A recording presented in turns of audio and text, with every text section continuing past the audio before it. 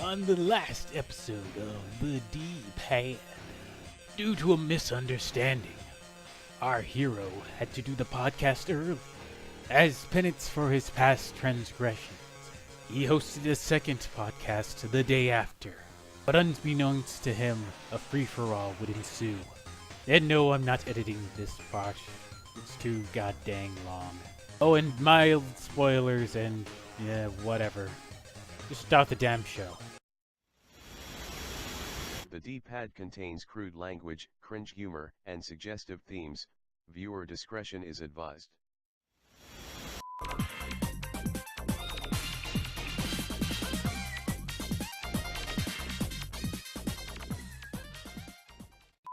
We're gonna have a TV party tonight. Alright! We're gonna have a TV party, alright! Hey. Hello. Hi, how you guys doing? Alright. Good. I'm doing okay. Alright. That's good to hear. So, welcome to the D-Pad. I'm your host, Easy Dog, and we're here with, see, we got KSapphire again, Dragonking Mark, Hello. and, yeah, Logan's back. He was supposed to be in the first half, but, you know, that's why we're doing this. So, Hey, everypone, what's going on? yeah. Hello. Hey. Hopefully your internet doesn't crap out too much. Yeah, I don't know. It's been like working better some days than it does others. It's not a good service. Yeah. Well, Oh, are you talking about Skype itself? No, I hate Logan's internet. Um, yeah. Yeah. I mean, like, I pretty much for a while there were a lot of podcasts I would just not go on because the internet was just so bad, and everyone would misinterpret like the stuff that I was saying, sort of, because they didn't have like the full context or whatever, and it would just make conversations weird. And you know, then I'd get like mad for no reason. It's just a whole thing. It wasn't good. So I was like, you know what? If the internet's gonna mess up, I'm just not gonna do this. But I went on, I think the last show, and it worked fine.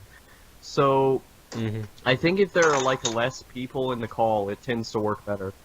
I think my friend Dusk had that same problem once. Like, that was also that in his internet, but it was also like depending on like who was in the call and stuff. Like, he could get in, but then someone would get booted out. Then if that person joined in, and then we couldn't hear Dusk.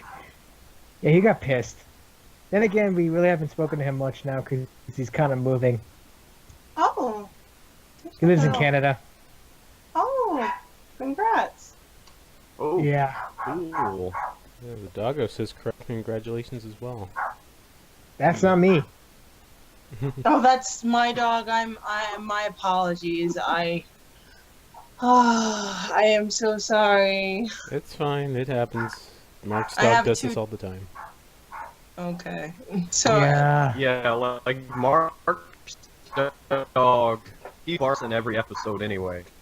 oh, Yeah. Hurtful, but that is so true. Hmm.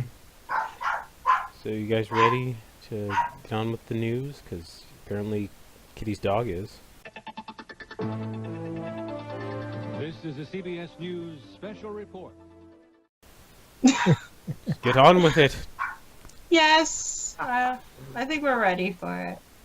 Okay, let's see what we got first. So that dude who apparently bought a farm because he likes Stardew Valley that much. Yeah. Yeah, I told Danzig to link the article in the group, but I found it while I was checking out Steam. I checked out Stardew Valley because I bought it when it was on sale. I checked out for recent news and I found the article by PC Gamer. Apparently, the story describes a man disenchanted with city life decides to leave his old life behind and run a farm. and literally it was comparing. And literally that was like, that's the setup for Stardew Valley and just about every Harvest Moon game. But for Samuel, that premise isn't just fiction; it's his real life. And it goes on to explain about like why he chose to leave and buying the farm and what he's fixing it up and stuff. One of his friends even literally stated, "Dude, you are literally in a Harvest Moon game right now." I thought it was like a funny little article, and also a bit heartwarming coming from the fact how similar it sounds to Stardew Valley. Like someone who's so sick of city life that they decide, you know what, I need to get away from it, and then just moves into the country. It makes me glad that I was. Yeah. Aside from how, I guess, uncanny that is between the game and real life, it also shows like, well, it shows that like, I guess really like when you need like a change of pace or something from the city, you just, go for it. But that guy, Samuel, I'm giving him props. He's actually, he actually did it. He actually legit just decided to pull a Stardew Valley. Well, I wish him the best of luck, cause it's it's always wonderful to hear that somebody is living out their dream. Whatever that dream might be,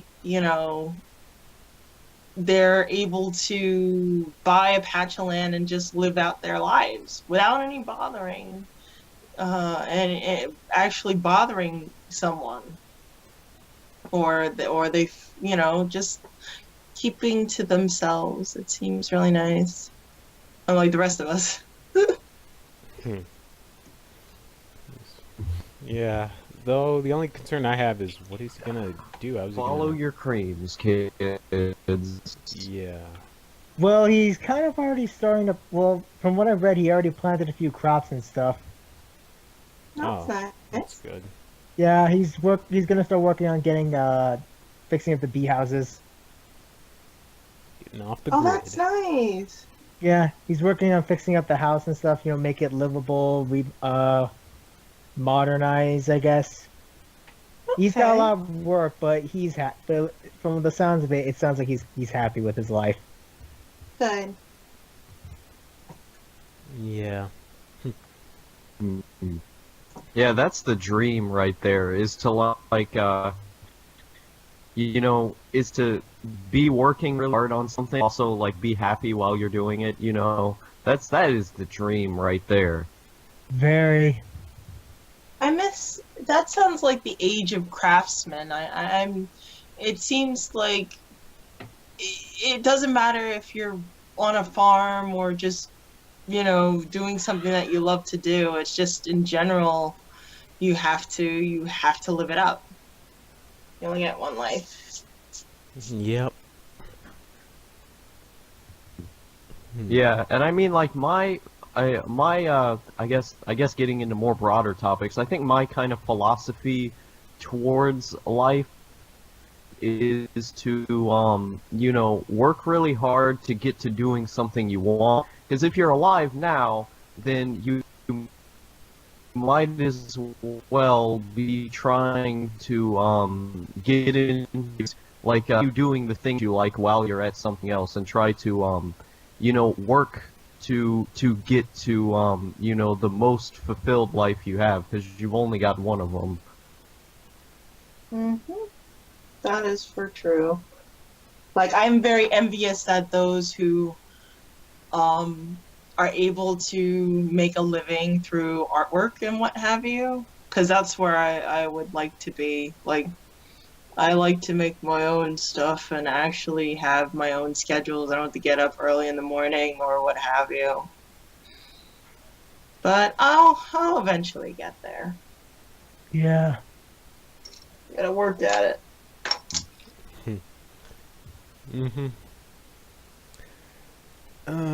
So anything else to talk about? I No. just found this out. I was just looking through my Steam library, just wondering what game to download and later play. I clicked on Shadowrun Returns, and I scrolled down to recent news. Shadowrun Return devs bring back BattleTech. It successfully kickstarted almost immediately. Edit. Now at over 800K after less than a day. That was very sarcastic. What is that? Rock Paper Shotgun did a article about it, and apparently it's holy crap, it's like 2 years ago. Oh dear. Oh, good. But from what I'm to understand, BattleTech was this. It was like this pretty big franchise or something. I think same style as MechWarrior. Oh, I know what you're talking about. Yeah. It was apparently the Shadowrun Return devs are apparently bringing it back. Apparently, the Kickstarter is like 800K after less than a day, as of that writing. But I think it might be way more than that. Have no idea about what's going on with it, but maybe I'll try finding and leaving a link. Yeah. They need more mechs in media. Something I've They're missed. definitely coming back, that's for sure. Yes. With girl login. Yeah, she's watching With it. girl login. Mm-hmm. I'm almost done. I think I'm up to episode 22. Episode 22 or 24, I can't remember. So I'm like either 5 episodes or 3 episodes off before the series ends. Because I believe it's 27 episodes. So yeah, I really think they are mechas are are coming back. Yep. Yeah, but like I don't know. I just wish there was more mech stuff. We are getting some stuff like the new Pacific Rim movie. You know, Gundam is still going strong. You know, there's going to be a new Gundam for all now because that's all Sunrise makes now. And sometimes like studios like Stodino test the waters, but there's the BattleTech games and stuff like that, but I feel like indie comics and maybe some stuff like that, there's just comparison to the 80s and the 90s, there's nowhere near and I don't know, it's kind of sad, but I hope they do come back in some kind of way, because I think Gundam does well on Toonami, so maybe that could get the Western audience inspired and into it. Okay. I mean, gee, I haven't seen a huge uprise of mecha since the. Oh dear. I apologize immensely. Oh no, it's fine. I'm a little tired too.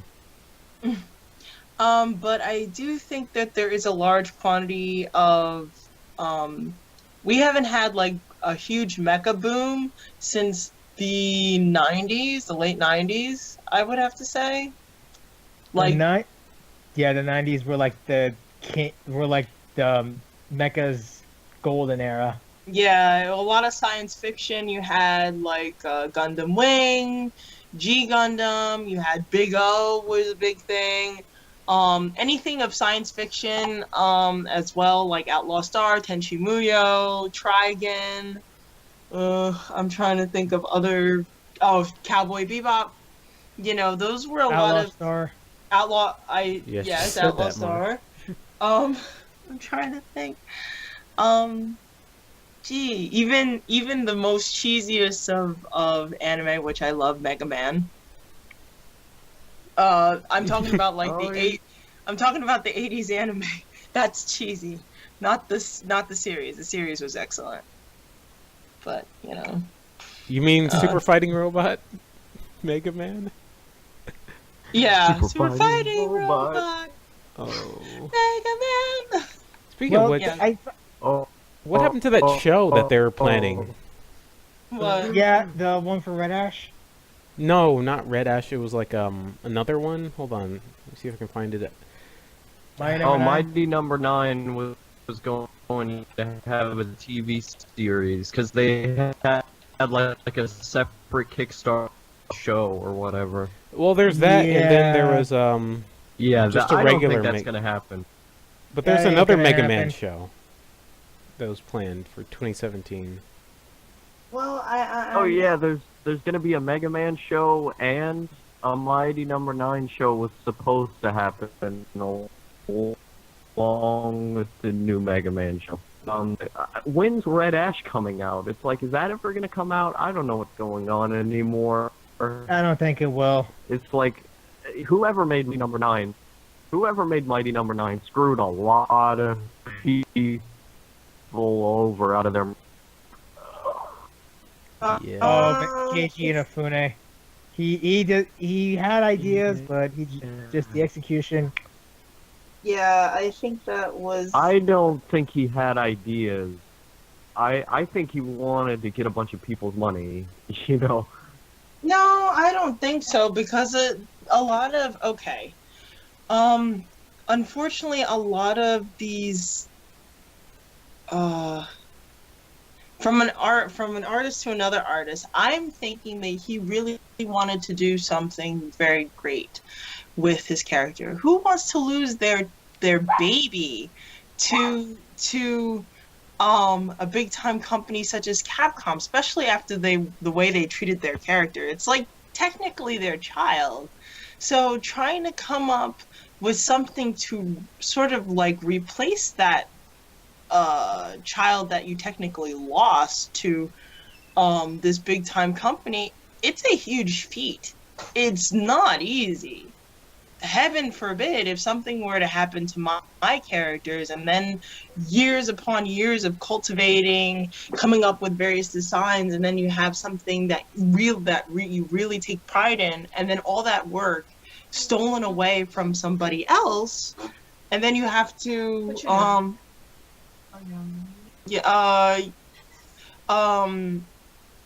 then you have to, all that hard work, all for naught, stolen away, and then next thing you know it, you have to come up or do a rush job of something to kind of fill in that hole, and then on top of that, making the fans happy. It's not easy. It really isn't, especially with an iconic character such as Mega Man. Poor Hiko Hojima,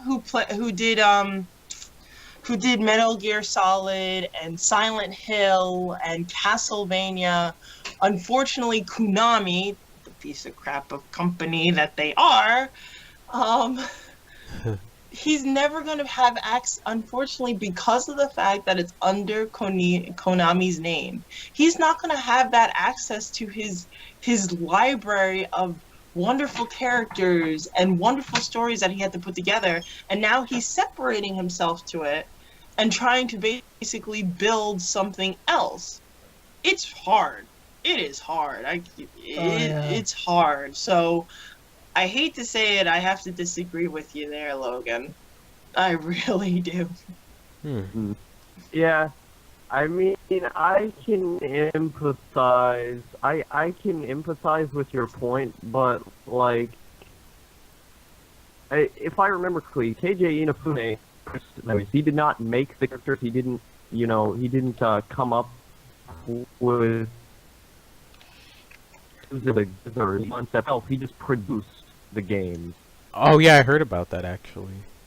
Let's see. Creator of I'm looking it up right now here. Creator of Mega Man.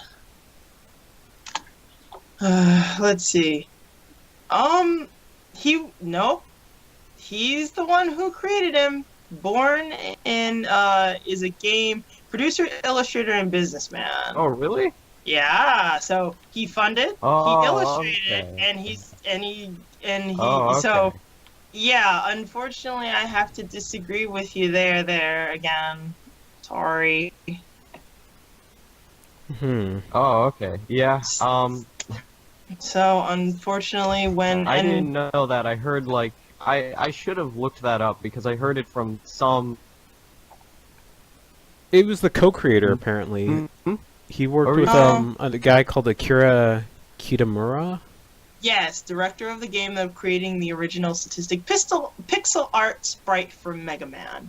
Yes, he is the you are completely right. He is the co-creator of the character. But again, you know, when also another thing that I understood through my father, because he also used to work for, like, he knows people in the art business, Marvel mainly. He has a lot of friends there because he used to do stuff for them as well as a freelancer.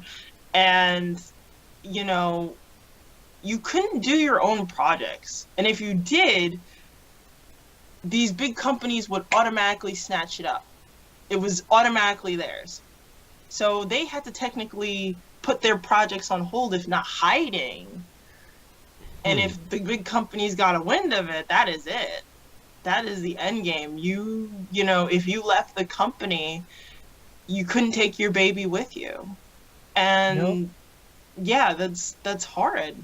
And that's why, to a certain extent, I love a lot of the mangas that Japan has. They're done by not necessarily all publishing houses, but you have ever heard of Comiket? Mm-mm. I've heard of it. Comiket is like Oh yes. one of the biggest conventions for doujinshi and doujin and, you know, fan comics and stuff like that. There's a little copyright situation going on. It's more of a sort of like a black market underground type of thing. But yeah, you have these little publishing houses, these little artists come in and they sell their stuff. They sell their stuff. No big company on their butts about it, except for the Dojin stuff. They get a little heated about that and what have you, which to a certain extent, if it was the artist who created the character, I can understand. You know, you don't want your character to be put in a situation that he or she wouldn't necessarily do, or take them out of context and what have you. I get it. But there's a lot. It's a lot of messy strings to some of these licensed characters that we love so very, very much.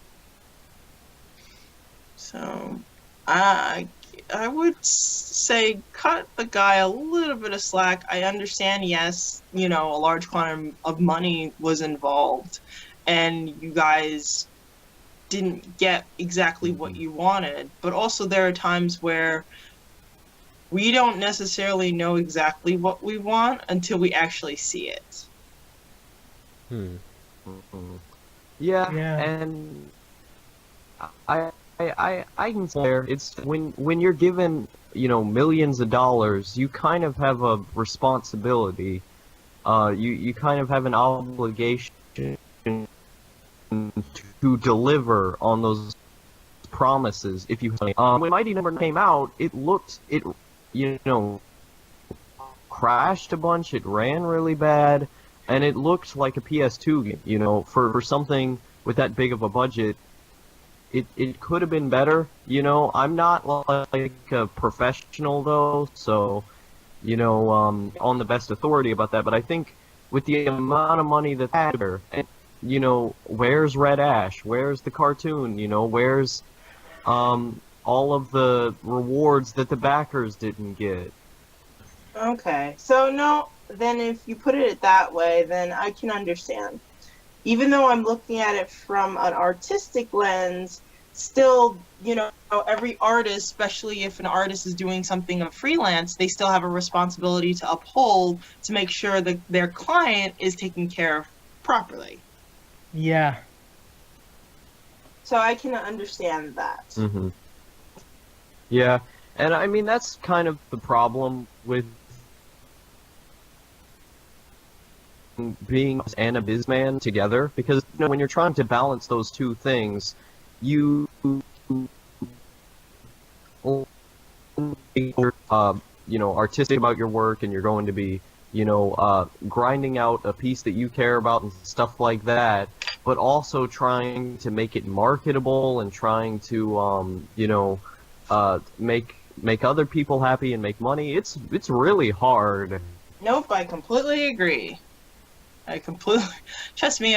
I know all too well about that in that regard. Not in a Fune situation, but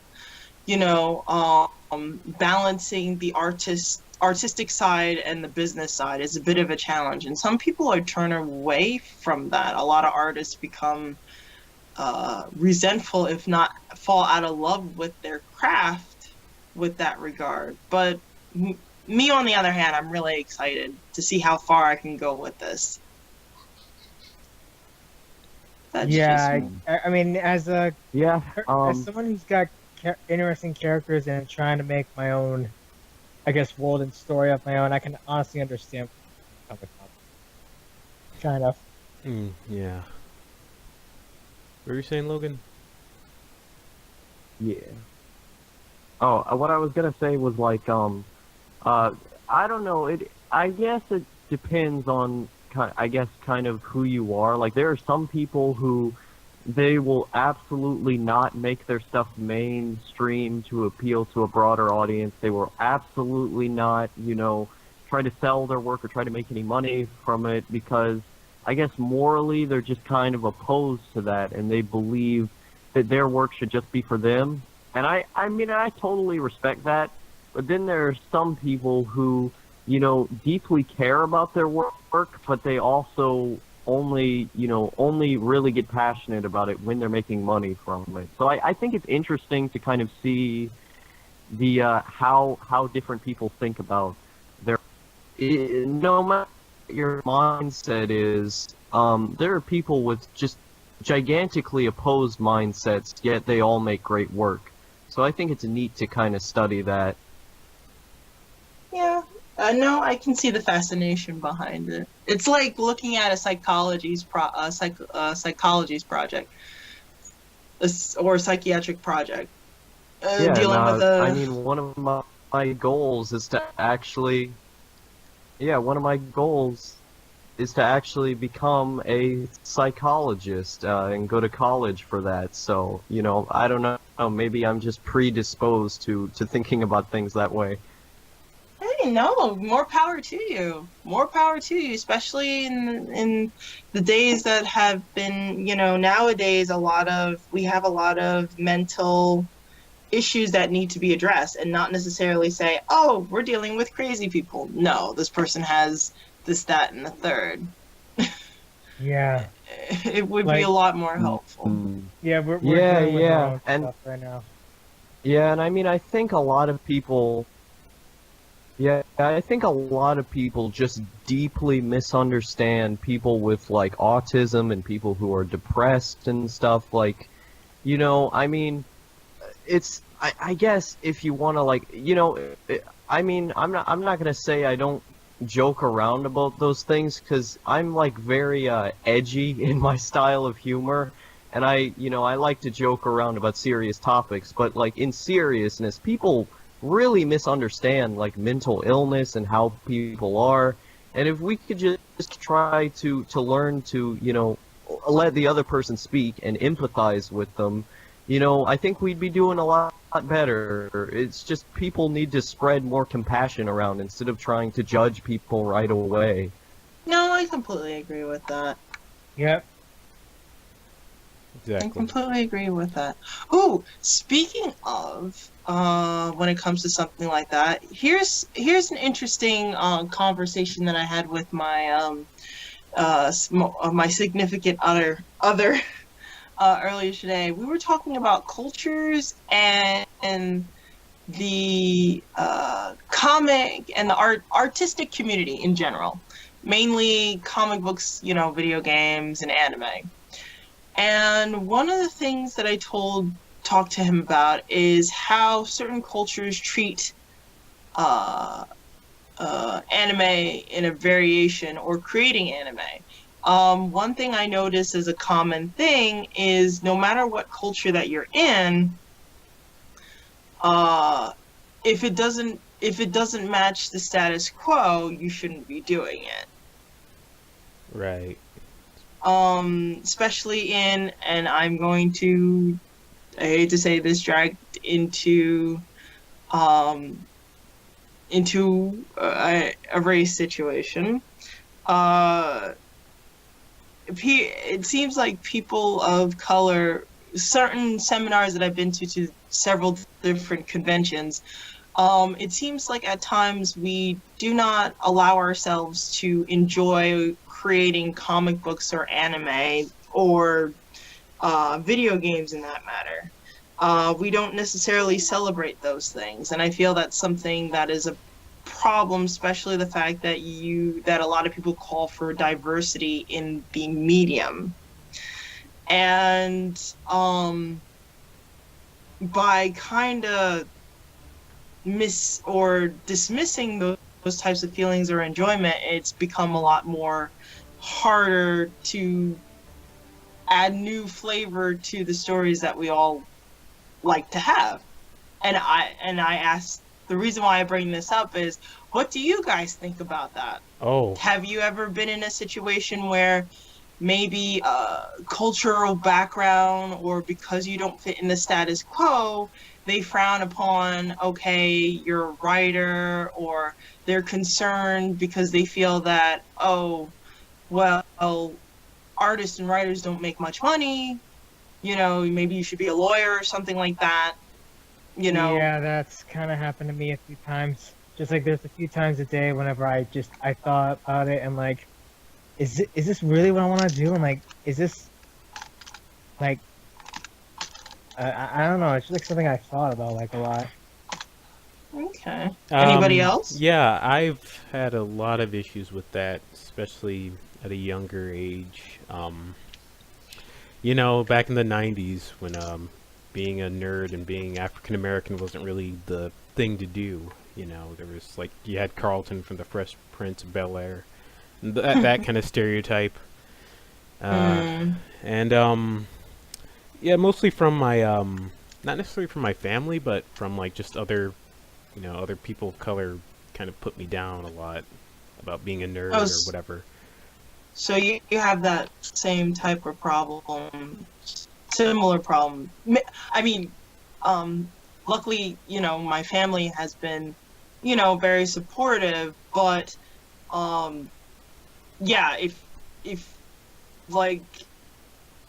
if you're not your stereotypical, like, black person who, likes rap or, is not of that particular genre, has anybody, like, stated that to you, or? Not really. A few Not times. I don't know. It's mostly just like in high school and stuff, but that's what people do, They have these like cliques. We all have our collectives. And if you don't fit into a certain group, well, they're gonna just kick you to the curb. But as I grew up, I've just kind of learned to, not worry about not being a certain archetype, I guess. Just being myself. Okay. Just living my life. Well, that's definitely good to know. It's just, nothing of late, but I just noticed that there was a discussion that I had about diversity in video games, and I'm like saying to myself, well, not only the fact the obstacles can be challenging for those who are of different ethnicities, but also we got to stop telling ourselves, our little subcultures, that, oh, this is not okay, or that is not okay. Because I had a friend who was brought up in the neighborhood, and he likes doing films. He likes making little miniature films, and if you're not rapping, or you're not being a sports addict, or, a lawyer or a doctor, you have no business of doing it, and I feel that's a shame. Yeah, I know what it means. I mean, like the two people in my high school, the two people that I usually would talk with, mostly at my lunch table, were just, they did not like me. I mean, I don't know why. I mean, I thought maybe I was just annoying. Maybe I just well, granted, it was a lot of different reasons, so which I don't want to talk about. But whenever, like every morning, I would always hang out with a bunch of my friends in the library at our school, and we, chat, joke around and stuff. But like most of the time, I was mostly on my own. Like even like one of my friends, Nick.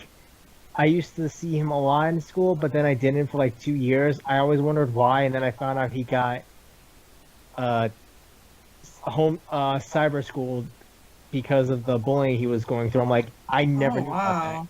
Yeah, he haven't really been talking to him much after I left high school, but from what I last time I talked with him, he took a year off from college because he had a bit of I think a emotional or mental breakdown from college. The stress got to him, and I'm like, okay, I'm suddenly glad I'm not going to college because of that. Because that's not the point. The point is like the group I'm in. We mostly talked about games and stuff, anime related, all that stuff we talked about, and we were all close. Granted, that was like one of the only few times I ever talked with them because most of the other people I knew either were close friends of mine or people I really, really wanted to just Oh. hurt. Yeah. Eventually I was just like, screw it. I just didn't care. I didn't care anymore about like going to college or anything. Like I just wanted to get away from it all. Like I'm it was sorry just stressful. I'm sorry to hear that, because, not to be biased, but I have to say, what, I would have to say, they were the best time in my life. I really disliked my, high school years. Yeah, there's one quote I remember from Girl Meets World. What the teacher usually says. Wait, One of Girl the- Meets World? I thought there was only Boy Meets World. No, there was a sequel involving Corey and Topanga's daughter Riley. Oh, Yeah, oh it wow. aired on Disney XD and it aired on Disney Channel, but they kind of ended it off like Why? I think they didn't renew the contract for the season and ratings were kind of low, so they decided to give it a series finale to wrap it all up. And Wow. well, a lot of people were like, give it to like another network so they can keep going because this was a good show. Because I think they were starting to enter high school and experience that, but yeah, they ended it off. But they ended it off really well. Anyway, the quote Corey, the character Corey Matthews plays as the teacher, one of the quotes he says is, "People change people." And he says, and like the quote that basically says is that people from all walks of life change other people around them, like Right. friends, family, and all that. I kind of wanted to add to that, and this might sound a bit dark, but yeah, people change people, but it can also swing both ways. Like people can change people for the good, but also for the bad. It depends on the person and I guess what they say to them. Well, I wouldn't consider that dark. I would consider that truth. Yeah, And you're that- 100% right. They weren't kidding when back in the day they used to say, "Oh, it takes a village to raise a child," and that goes by what you just said. That there's going to be so many people in your lives that it takes seriously a village to raise you, and also there are going to be times where you have encountered good people and you'll encounter bad people, and those will those certain events will define you as a person. Now I'm thinking about another quote from Metro, but I'll let Logan and Danzig offer their own opinions first. Yeah, okay. You want to go, Logan? Go ahead. I'm gonna think.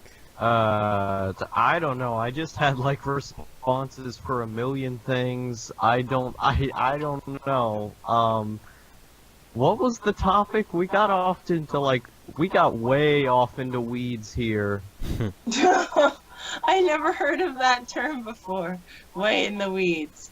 I was asking you, have you ever been confronted with someone saying, based on your culture or your background, oh, you shouldn't be doing this, or as an artist in general. Oh, okay. As an artist in general, because we feel that, you know, artistic history shows that, you know, unfortunately we don't make a lot of money, but you should be doing something else, that type of thing. Oh yeah. Yeah, I got you, fam. Let's see. I don't know. There's a long history with that because when what was that? What was that, Danzig? Nothing. Go ahead. Because I don't know, when I was, when I was I'm still a young lad, but when I was real young, I used to draw a lot. And that would be my favorite thing. I would draw all the time. Nothing I drew was very good, but I was constantly being encouraged to pursue drawing as a career, which is probably the opposite of most people. Where I don't know, over time I just got kind of sick of it because I realized, well, wait, once I actually put effort into this and once I actually try to draw something good, I absolutely hate doing this. I hate it. Why am I doing this? And I did that for about 2 more years until I gave up. And I was just constantly being told, to draw as a career. I'm like, I don't like drawing. Probably the exact opposite of how anyone has ever felt, but that's what happened for me. That's very interesting, because I've heard so many, I hate to say this, but I heard so many negative stories about, they told me not to do this because I'm not going to make much money,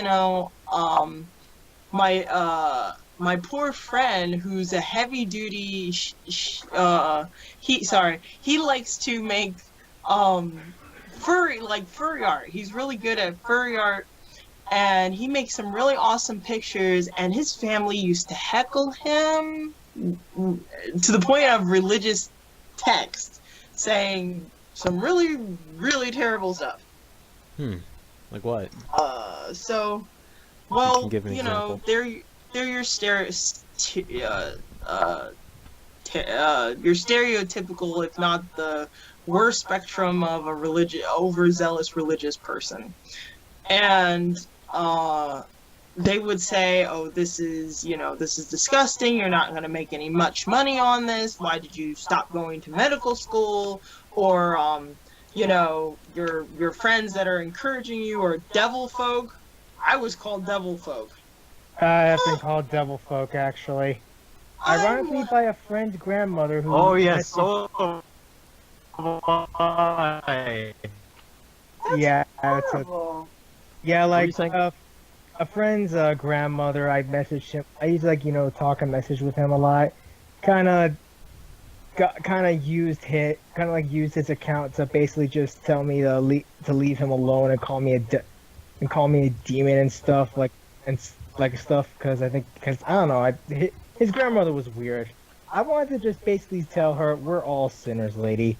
She called me a sinner. I'm like, woman, everyone is a sinner, even you. She logged off Sally before I could actually rip into her. Yeah, you can unleash your savagery, man. Trust me, if she wanted me to go savage, I would have gone savage. That is horrible. Thankfully, though, my friend immediately got on a few minutes later and apologized because he was like, oh crap, dude, I am so sorry. That was my grandmother. I'm like, you really need to get out of that house, dude. That is very sweet of him. I feel sorry.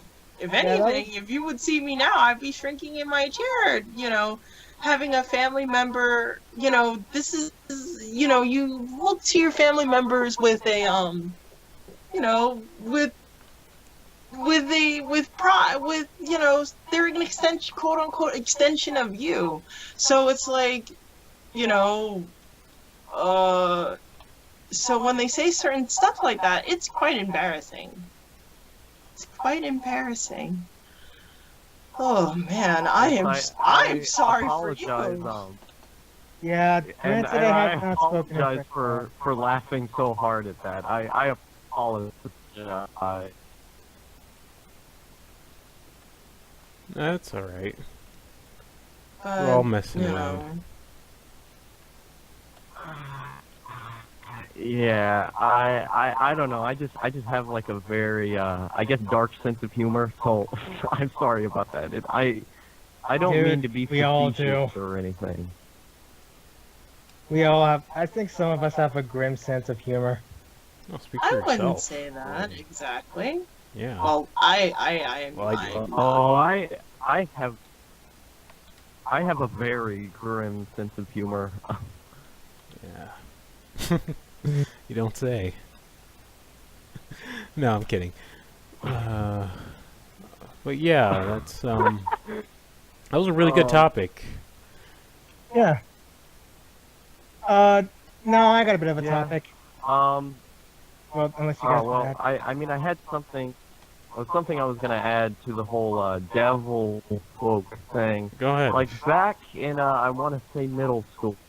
I'm trying to remember. Yeah, back in middle school, I was just constantly berated for liking black metal and for liking, lots of like death metal and all these, scary, bands, and for liking grindhouse horror and all these things, which I still like. It's just that I have more, I'd say, eclectic taste now. Like I really like that, edgy and dark gothic stuff, but I also really like adorable, cute things now. I Like guess me? I just like a lot. Yeah. A lot. Okay. Yeah. Enough messing around. Go If ahead. you want to believe that.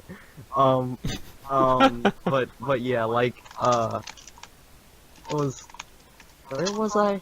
Oh yeah, so basically I liked a lot of really just kind of dark and scary stuff. And I live in a very Christian town. I live like in the woods, like actually in the woods, and there's like the KKK around here. There's really. lots of just almost Jeez. Yeah. It takes where I live to. I mean, when my dad first came here, he saw like 7 KKK members in the back of a truck drinking moonshine, just going down the road, and I've seen a few of them. My God. Oh. Kind of takes where I live. Yeah. a So bit easier. yeah, Sorry. Just let him finish. as being like I guess like a SJW, whatever they want to call me, and apparently being a Satanist because I enjoy a genre of music nonetheless. A lot of people really hated me, but I also had some very good friends who I love and appreciate, and they're great people, and I love them. But a lot of people who were just complete jerks to me. And here's the thing, I can't really blame them because, like, your upbringing, that makes you who you are. And if your dad is like a huge, I guess KKK member and a big Christian or whatever, and you end up being a racist or a hardcore, Christian or whatever when you grow up, it's like you can't even really hold them accountable for that because everyone around them was telling them to be that way. So if they're in that echo chamber, then of course they're going to end up being that way. Yes, I agree. And it's only because society is so big. What were you gonna say? No, I was saying that I agree, yet slightly don't agree, but I'll let you finish first before I make my comment. Oh, I was gonna say, it's like, the reason we have to hold people accountable for things is because society is so big, that if everyone was just allowed to just be themselves, then, you know, it would be complete chaos. So that's why we have to have, you know, jails and all these things for people, and to hold people accountable, even though it's not like they have any free will to be that person. It's not like they chose to become, you know, a racist or whatever. It's just that all of the influences around them made them that way, you know? So, I don't know. That's a bit too philosophical. I don't really believe that people have any, like, free will or anything like that. They're just an amalgam of the influences that happen to be around them at the right time that made them who they are. I guess I agree with that in certain circles, though. As far as, yeah, an echo chamber, definitely. But here's the thing: when do you start to take responsibility? Like, yeah, sure, you are raised in that particular zone, but there's so much out there in the world. When do you start taking responsibility for your own actions, especially if it hurts somebody else?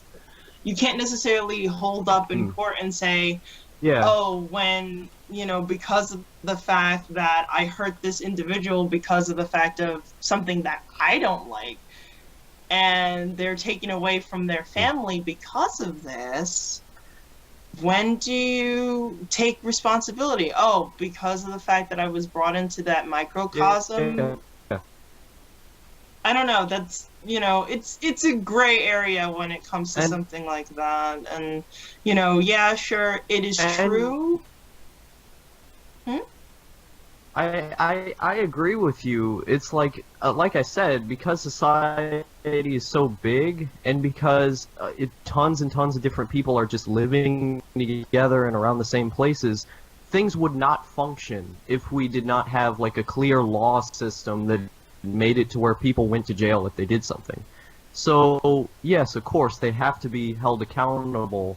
But, like, what the point I'm trying to make is that there are reasons they became that way, and I think that's part of the danger with some people is, like, you know, when Trump won the presidency, you know, everyone was, I guess, so confused that anyone could vote for that guy. But, like, those people had reasons for voting for him, you know.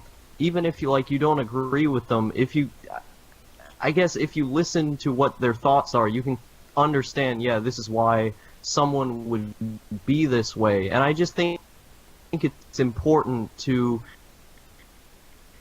either how it is or how much you disagree with them or whatever, is that you try to understand this is how they became this way and potentially learn from them. Well, yes, you can learn from them, and I feel the way you stated it sounds similar to Machiavelli. Ever heard of the book The Prince? Mm-hmm.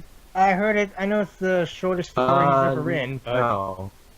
Well, he basically has. It's sort of like Machiavelli is telling nice guys what they should know, and not necessarily say, "Oh, all the time nice guys finish last."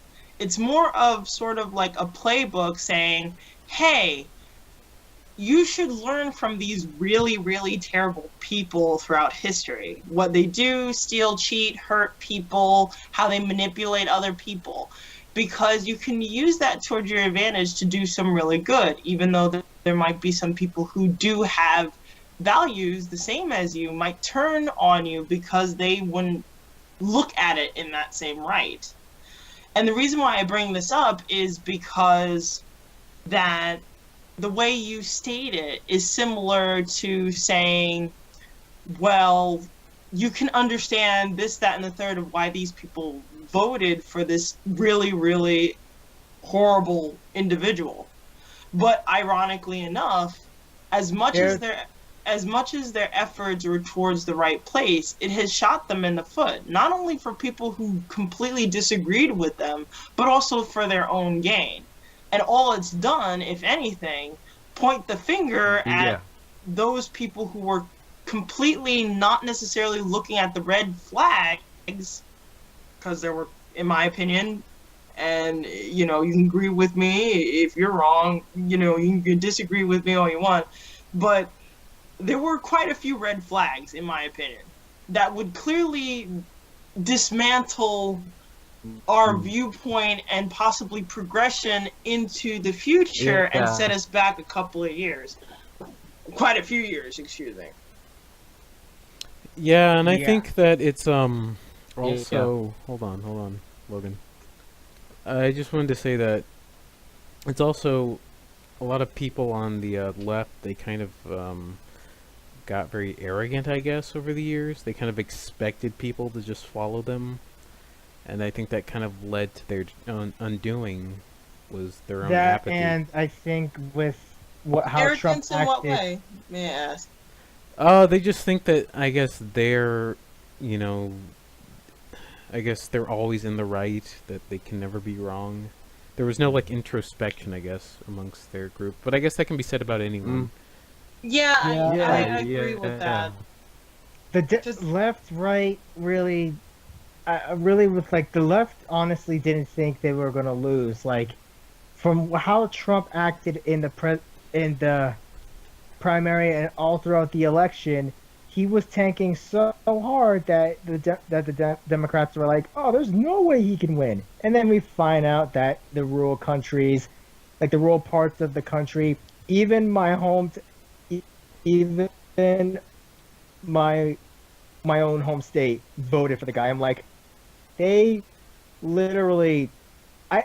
I even asked like someone while I was voting who they're gonna vote for, and this woman, she was like Trump because. Did they give a reason? Yeah, because she said because he's not, well, for one, he's not a politician, and two, he's saying what we're all thinking. I'm like, yeah, but That's not something to That's- be extremely proud of. that I was like, that is No. not something. I know it's just screw it. If you want to vote for him, go vote for him. I'm voting for someone who's got experience and in politics. And also experience in the White House. Trump does not have it. Imagine my surprise when he won. But as Trump always loves to flaunt, oh, I won because of the electoral vote. Keyword Trump, electoral.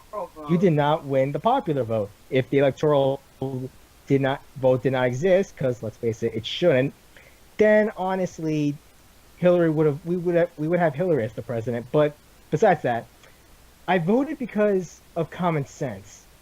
I do not like Trump, and the fact that people bought his shtick and voted shows that there is a divide, and also some, like, people buy whatever they see on the news.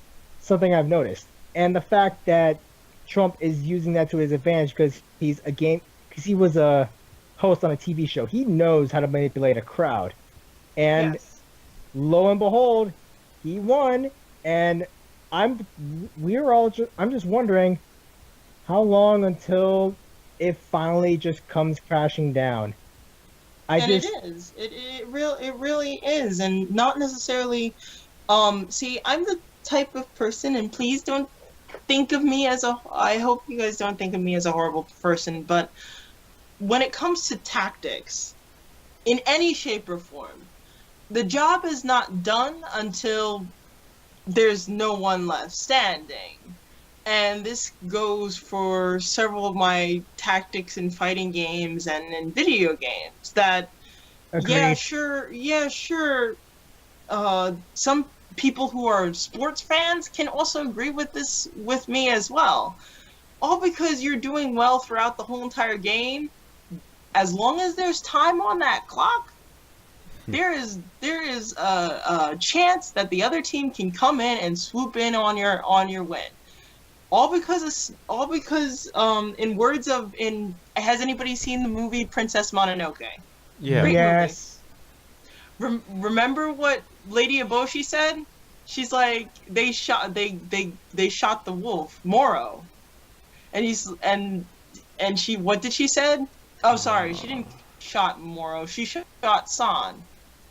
And everybody was cheering, yay, yay! And what did Lady Eboshi said? She said, cut off a wolf's head, it still has the power to bite. And she's not wrong. Yeah, sure, by science, it shows that the head takes a while before it actually shuts off when it's dead. The eyes are still moving, even with a human head. So, with that said, until, I hate to say it, the fat lady sings, you cannot play arrogance with something like that. You know? Yeah. And it's terrible that some people would say, well, this is a person that expresses how everybody is thinking. Well, I have to disagree. I don't think Mexicans are, rapists and they bring crime and drugs. They're hardworking people. Yeah, but... I don't think women should be sexually assaulted. Yeah, sure, hell no. Even I'm against that. And should be punished for something leading a male on.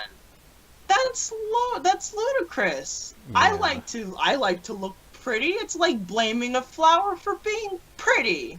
That's terrible. Yeah, I get what you mean. I really do. What? You were saying you're going to be mean. What do you mean in that sense? No, I get what you mean.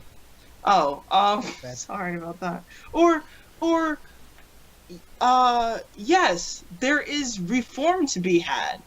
There's plenty of changes that we need to be had, but I can tell you right now, it's not going to change at a drop of a hat. It took a good 8 years for Obama to at least lead us into somewhat of the right track after Bush's blunder with that war.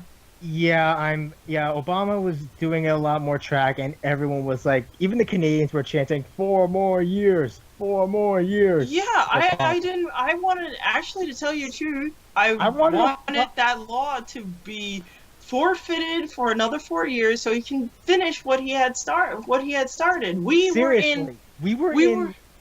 I was actually having hope for mankind, and then we elected Trump, and now I'm just like... So you're saying to me that these people, not these people, because I'm trying to eradicate the idea of us versus them. That's another thing that our reptilian brain is basically dictating, that the old adage of us versus them. The individuals who decided to vote for Trump. Thank you.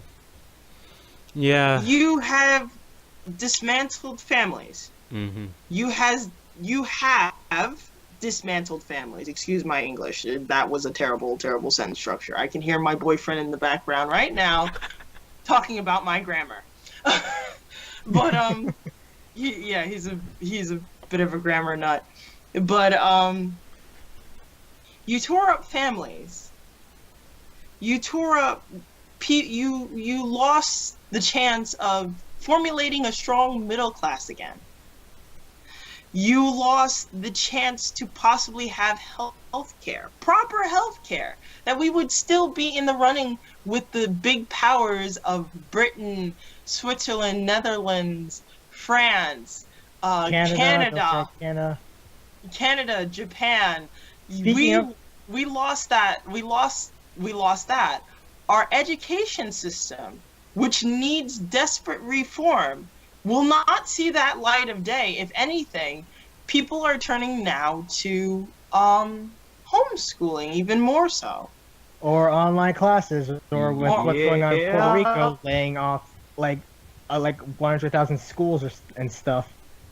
Education is going to be rocky. Finding a vast amount of knowledge is going to be even more difficult, even though we live in an age of technology and the internet.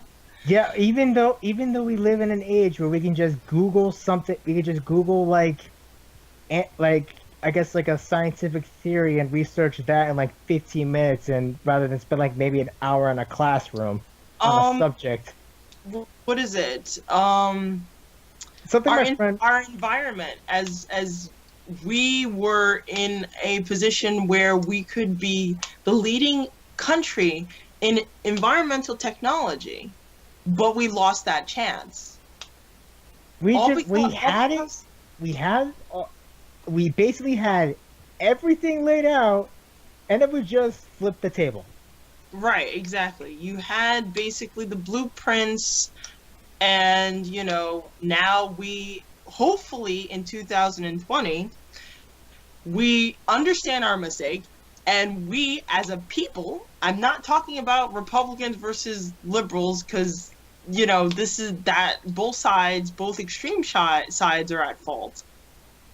Because don't get me started with the Democrats. I'm considered an avid liberal, but the thing is, we screwed up when we had somebody who was there, who had the pretty decent ideas and well backing, and we basically gave it up for the Clinton administration. So we lost that chance. We lost our chance, and we presented a very weak contender. So everybody at this point is at fault for this. Thank you for saying that. So, the best bet we have now is to still fight for our rights. Petition. If we have to protest every week, we'll have to. Because Korea did it, and they overthrew their leader. And they did a very good job. They had to continue resisting. We got to do the same.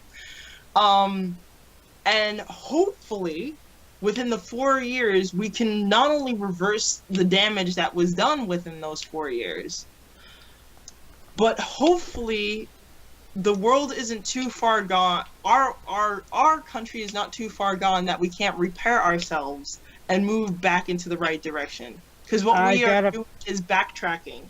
And no evolutionary tree or genetic line does that. If I wanna... What? Huh? What do you know? Oh, I was just gonna say, politics takes too much effort. Let's just read manga instead. Politics. Oh. I'm up for that. Admittedly, I'm just one of those guys who are like, well, I know we do need to fight back, but the rallies and stuff, we need to do more than just rallies and stuff. We really need to send message to fight back, to fight back, to stop all this. Are you saying Operation Mayhem? Yes. Fucking Fight Club? The rallies and stuff are good. Oh no. More. Well, you gotta be careful with that, because as much as that's a nice idea, and you feel that you're actually accomplishing something. Yeah, people tend to spin it the wrong way, and then it goes to anarchy, violence in the streets, buildings on fire. Mm-hmm. Exactly. So, and that is Anarchy in the UK. I'm sorry. I just love that song. I know. We all do. But we need to keep fighting. We really gotta do something about what South Korea did. We gotta do what South Korea did. Look up that article. It's a good read. Hold on a second. I mean, we really could, but the system of our government is so convoluted. I'm like, why? What were we thinking? Well, now, again, like I said,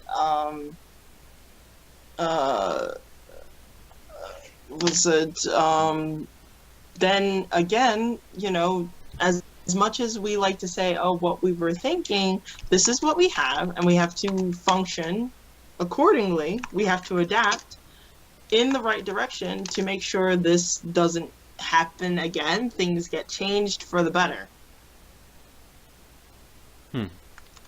Wow, all of you seem to be way more politicized than I am. It's like listening to this. I just feel like my own little window.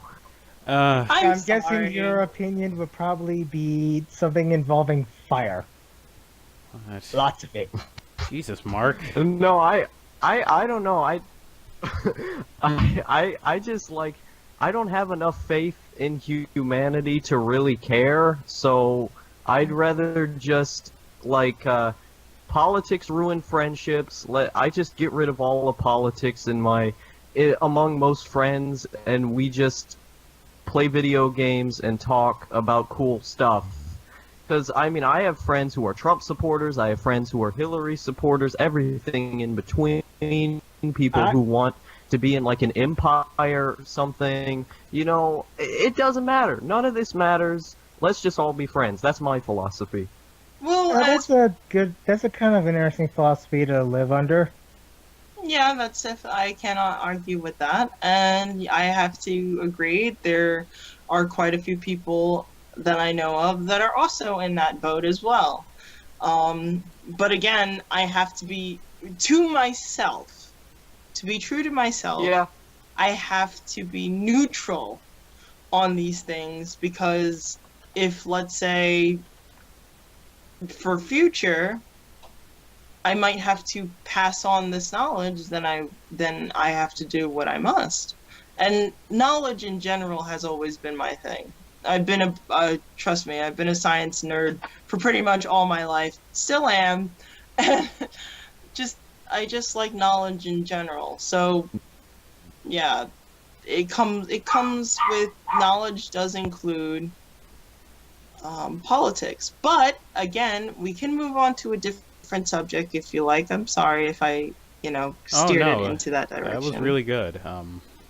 We all sailed through that storm very successfully.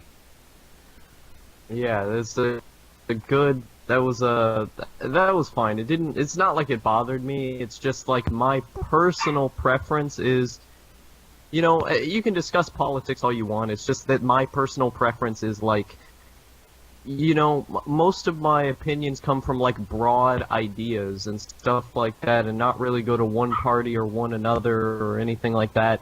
You're a philosopher, I understand. I can understand. I don't know. I just the philosopher. I don't know if that's a good way to describe me or not. But it's your archetype. Don't worry. But yeah, it's my archetype. Yeah, Persona, bro. Oh man, that's. But yeah, like I don't know. I just try to be like a nice guy. Well, then sometimes if that's how you feel, then continue doing that. Sometimes just showing a drop of kindness to somebody else, like for instance, I do firmly believe kill him with kindness. I firmly believe in that. I really do, because yeah, you have no cares. If anything, if somebody bothers you and that's all they want to give, and it's like they missed out on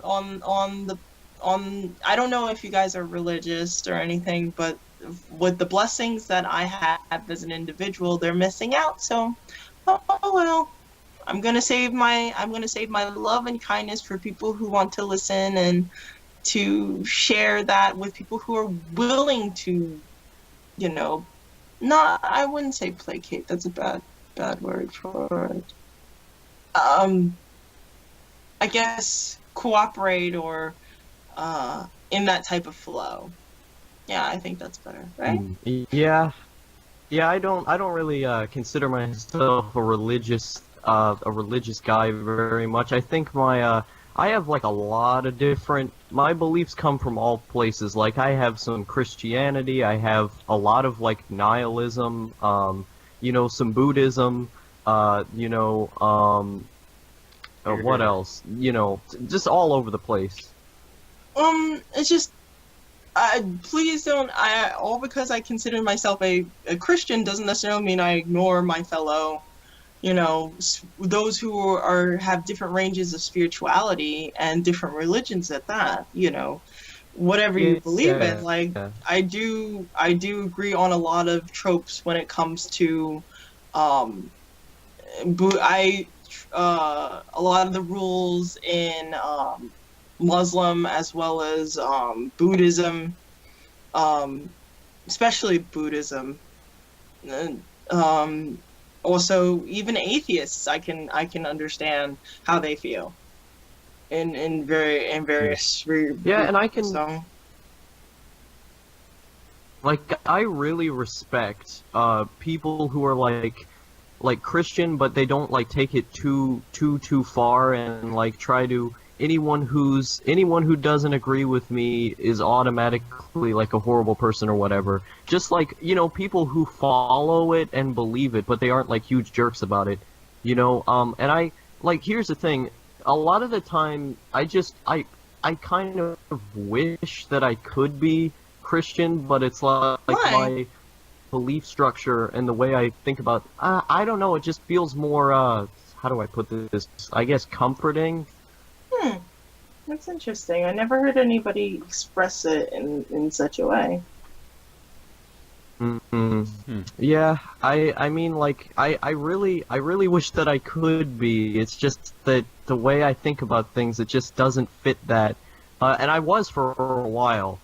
I did used to go to church. Oh, okay. Yeah. And I mean, I have a lot of great friends who do believe that, and you know, I respect them because I really can empathize with the belief system, and I understand why someone would feel this way, just as I would with pretty much any other religion. Understandable.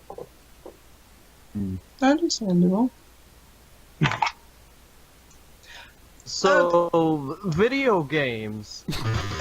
Actually, thank you very much for bringing that up. I want to talk to you about this very interesting trailer that I did look at this the video game that you mentioned in the last podcast, Code Vein.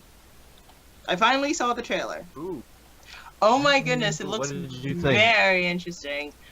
It does. Well, first of all, as you guys, I believe you guys know that I'm heavily into supernatural stories. I love, my favorite lores are the vampire lore and the Bakeneko. The Bakeneko lores. Or any feline-based supernatural creature. But I just call them Bakenekos because those are easy. Magical cats. But yes, it's a very interesting adaptation of the vampire lore. I'm curious. It looks really sleek. I love it. The monsters look very interesting. Even, I hope I'm not betraying my husbandos.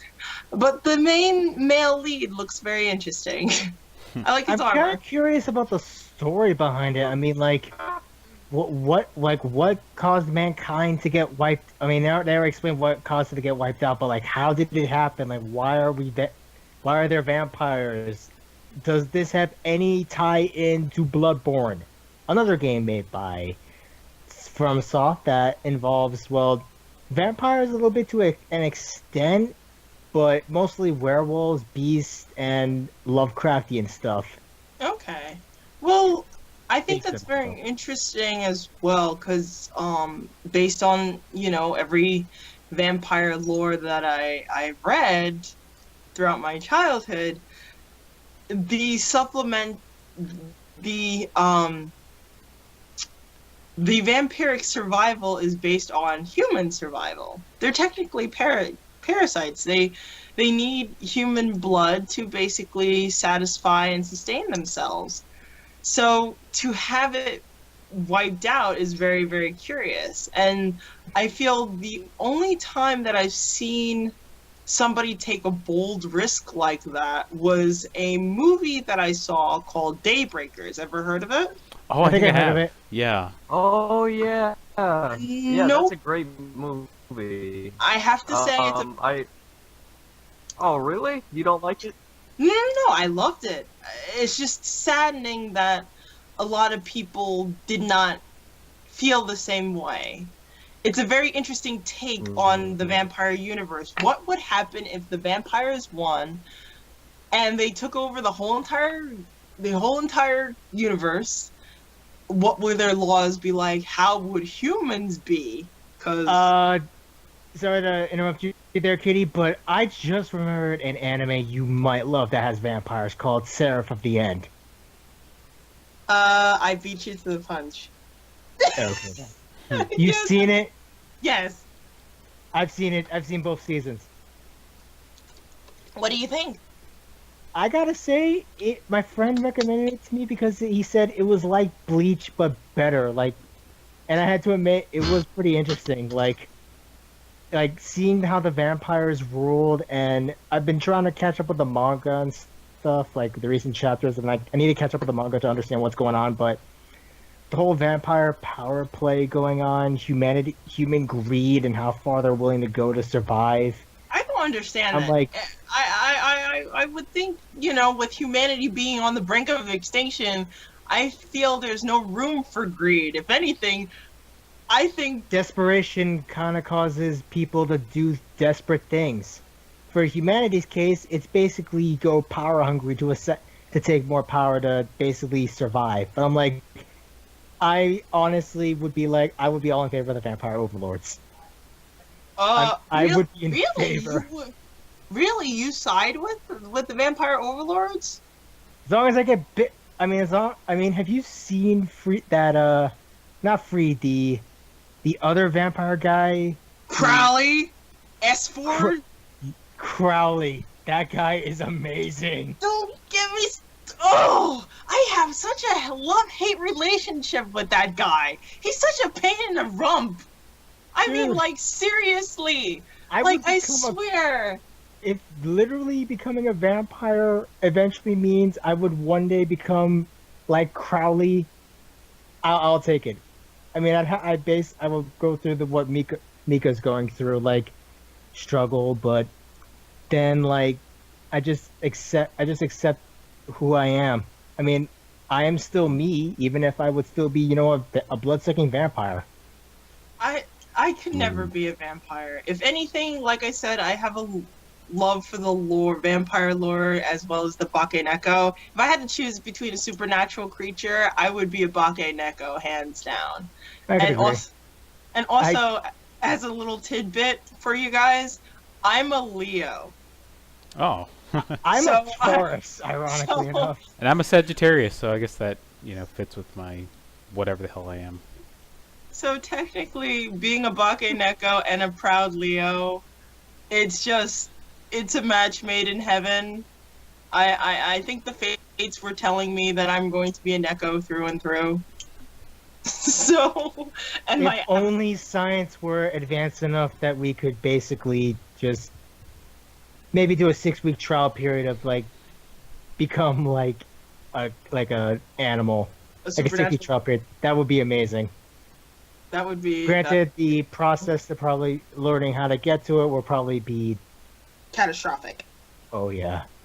Yeah. But Crowley S. Ford, I have a love-hate relationship with him. Yes, he is he's a very attractive vampiric male, but he's a pain in the butt when it comes to fighting, and I don't really like it. He's a jerk. Granted, you gotta And he's not understand, that he was around during the Crusades. He has combat experience. Still doesn't give you the right to hurt innocent me, when people. I know, but when you see him just own everybody, I was just like, "Are you God?" No, I can't do it. My instincts are telling me otherwise. Oh, Fenrir is also on my S list. He's not. I really don't like him. He's annoying as all Hera. Freed? Fenrid, or Fenrid Bathory, Mr. Bathory, which, by the way, he's named after Elizabeth Bathory. Bloody Mary. No, Bloody Mary. Elizabeth Bathory was before Bloody Mary. She wasn't around during the Tudors era. I thought. Okay, I mean, like, I'm trying to remember. Like, I know there was Elizabeth Bathory and Camilla. Camilla and Elizabeth Bathory are supposed to be the same person. Okay, that solves one problem I've been having for a while. Thank you, Fate Stay Night. Well, But again, if you want to double check, you're always Yeah. welcome. Don't take my word by law. I could be in the complete and utter wrong here. So, I'll know, definitely but take a look at that later. yeah, historically speaking, I think Carmilla and Elizabeth Bathory are the one and the same person. Carmilla Liechtenstein. Yeah, famous female murderer, said to be a vampire, and also rivals the kill count as Vlad Tepes, aka Who everyone thinks is the epitome of vampires, but he really wasn't. He was just a guy who impaled people, just to try to protect his homeland. To his people, he was a hero. To everyone else, he was a yes. Yeah, he was yes. the Ty Cobb Yeah. of Crusaders. Yeah, he was. He was. Then he got betrayed and then killed. Yeah. Sad. Try to do good, and that's what happened. Mhm. Yeah. Well, no, not necessarily. Not necessarily. If somebody does good, they get betrayed like that. It's just him, which is unfortunate. What else? But yes, I did see Code Vein, and it looks very, very interesting. The surroundings is very, very sleek. This is definitely it takes a lot for me to actually be interested in games now, because nowadays you don't necessarily own games anymore. You buy them at a base. Oh yeah. And Oh yeah, then- you buy and then you just. The All right, D- for me, you rent. Yeah, you DLC crap. Ever since that Yeah, thing hit the market, It's it as just if you pissed don't me off. even own them. It's like you don't even own them. What is this on-disc DLC? What? I have to pay to buy parts of the game that I already paid $60 for? Get out of here. And like, that was like- and this is digital like games.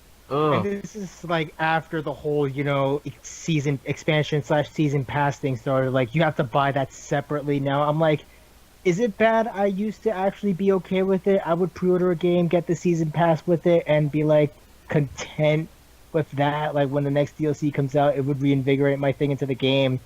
So like when I got all the DLC, I would go back, play the game with all of it, and experience it full hand.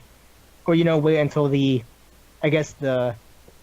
special editions or the complete editions come out, like Mass Effect 3. I is don't it- think that's terrible. It's just that you I don't know, learn just by experience. Enjoy.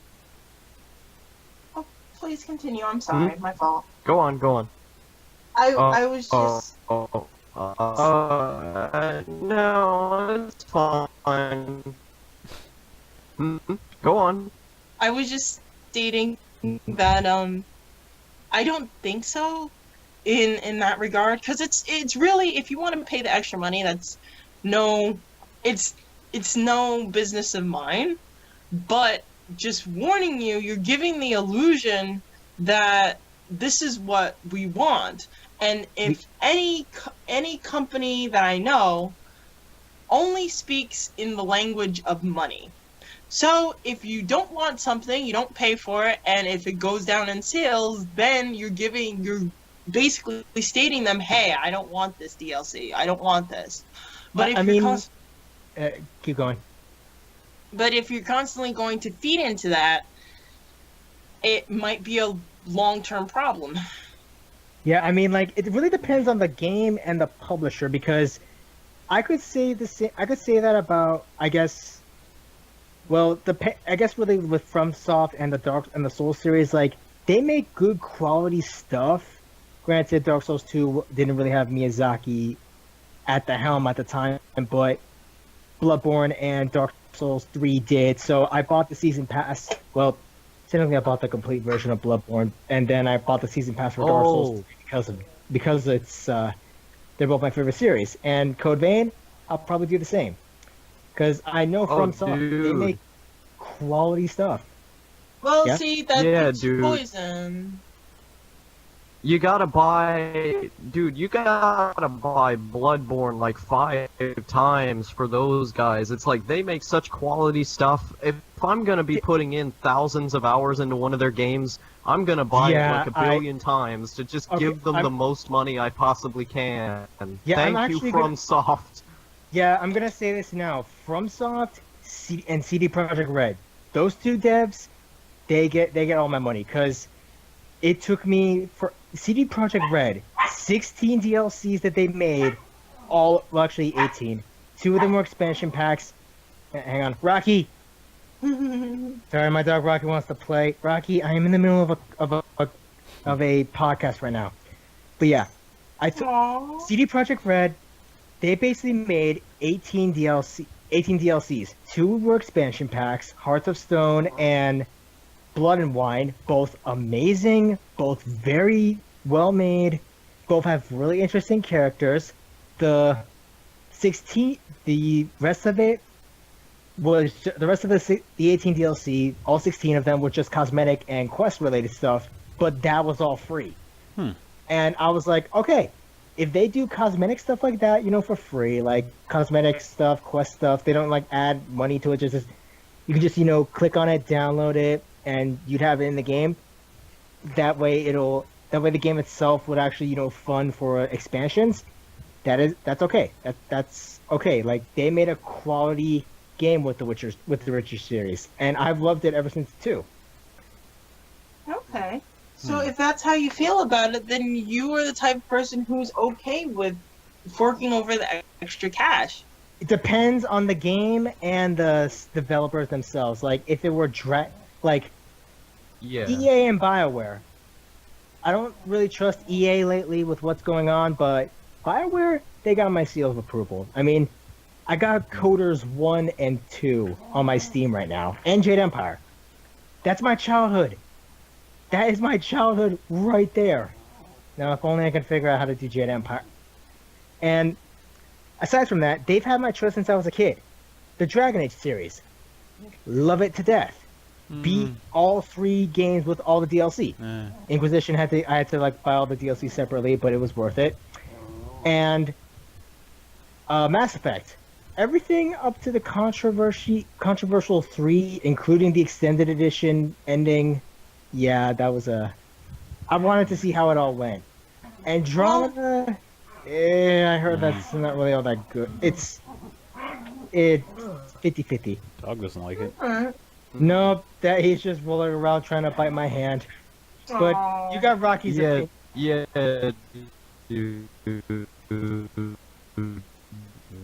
But Yeah, again, You got my dog's opinion. but it's just this is I have to disagree with. Okay, this is your decision, and this is how you feel about it, which is fine. Me personally, I lost my trust with Capcom once they did Marvel's Capcom 3. Yeah. I completely. Capcom was my childhood. I am a fighting game fanatic. Street Fighter, Darkstalkers is my bread and butter. It's my heart.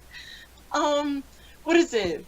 King of Fighters, Samurai Showdown, Bloody Roar, Tekken, Mortal Kombat, Killer Instinct, Soul Calibur. These were my games. Bloody Roar is so perfect. These were my games. Bloody Roar, Unico was my go-to girl. I loved playing her. Yes. I love playing her. I played the crap out of her like nobody's business. Don't come near me when I'm playing Unico. I will ruin you. I will ruin you. But the thing is, these are the games that I grew up with and I loved immensely. The characters, the designs, the colors, the different personalities. I loved it all. But when Marvel vs. Capcom 3 came out, I hardly recognized it. Yeah, sure, you had characters that were familiar to me. Back. But the way they market it and how people were interpreting it, I was heartbroken. To go from a wonderful game of Marvel's Capcom 2 with a catchy soundtrack, with over 60 characters, 62 characters to use, to go from 62 to like 15, not 20 characters to choose from. Half of them are DLC, you have to buy them. And characters that I would think would be a lot more interesting on the roster. Like Taskmaster. Not a lot of people know about this character. Even I don't know too much about this character, and I'm a Marvel fan. I know him because of watching Marvel's Ultimate Spider-Man. Like Okay. I know who most of them are because of that show, and I'm really glad because it really helped. Like, I kind of agree. Like, I'm both. I'm a fan of certain characters in Marvel, and a fan of other certain characters in DC Yeah. and Capcom. Like Dante, big fan. Darkstalkers. Okay, Dante deserved his spot. I was okay with that. I was okay with Thor in there because, first of all, Thor appeared in Marvel's Capcom 1. It would have been nice, I say to myself, well, it would be nice to have him as a playable character.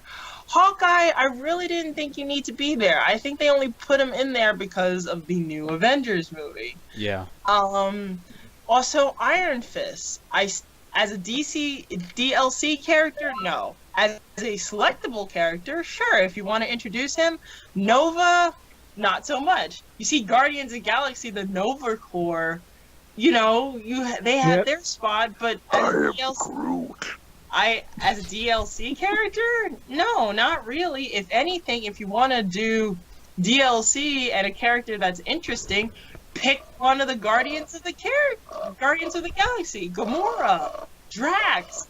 Groot is a huge fan favorite. Actually, Groot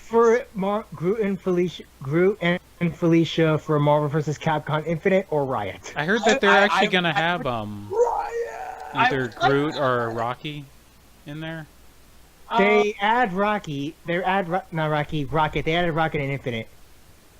Right, they add but they add Rocket Raccoon for DLC. Fine, I was fine with Rocket Raccoon, but I didn't think they didn't need Nova. They didn't need Iron Fist in that pack. They didn't need who else was in that pack? Frank from Left 4 Dead, I think. Yeah, Left 4 Dead. No, Left 4 Rising. Dead Rising. Dead Rising. My apologies to all those video game fans out there. Yeah, how could you? I'm sorry. I'm not a zombie. That's out of all the supernatural lore, zombie lore. I'm not a big fan of. So Take that back! hey, come on. I have to give kudos where kudos is due. I do love Resident Evil. Yeah. Okay, so I'll give you that. I understand they're kind of overexposed. Right. Well, so were vampires too, so that could have been an argument as well. But Yeah. in any case, we'll go into something like that a little later. But Like how a vampire Nemesis- Night completely Nemesis. made vampires look even more pussy. Kitty. wait, what? Wait, Like how Vampire Night made vampires look more whiny than ever. Oh. I'm thinking about the game Vampire Night, which was a rail shooter. That was please with don't. vampires. It was. Sorry. No, I'm saying please, because Okay, I will say this: I do have Vampire Night as a DVD, and yes, to a certain extent, is a guilty pleasure. You want to know why? Because I like the villain of the second half, because he's crazy, and that's the only character I like, and he only gets like, I don't know, 4 or 5 episodes, which is kind of sad, really. But no, you're 100% right. I feel vampires need a serious reboot as far as being taken seriously. We need to bring some. There needs to be like a movie or something or a game that really brings vampires back into the fold, like makes them terrifying. Like how the movie Priest did. Okay, I will admit, Priest was a good example. That was terrifying. Or But it was bad. actually, there is Oh, one thing I mentioned, like the DLC for The Witcher 3, Blood and Wine had vampires in it.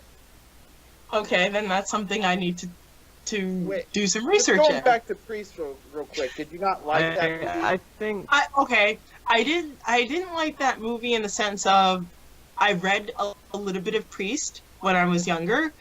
There was so much dark griminess to the manga version that they didn't display in the movie. I felt they didn't go dark enough. It was nice to see Carl Urban as Black Hat. I did like his performance, but I felt they could have done a little. They could have showed more of him. They could have done more of the fight scenes. It was very cardboardy, in my opinion. Cardboard cutout. You know, they could. It's more of the fact they could have done more. They could have fleshed out everything.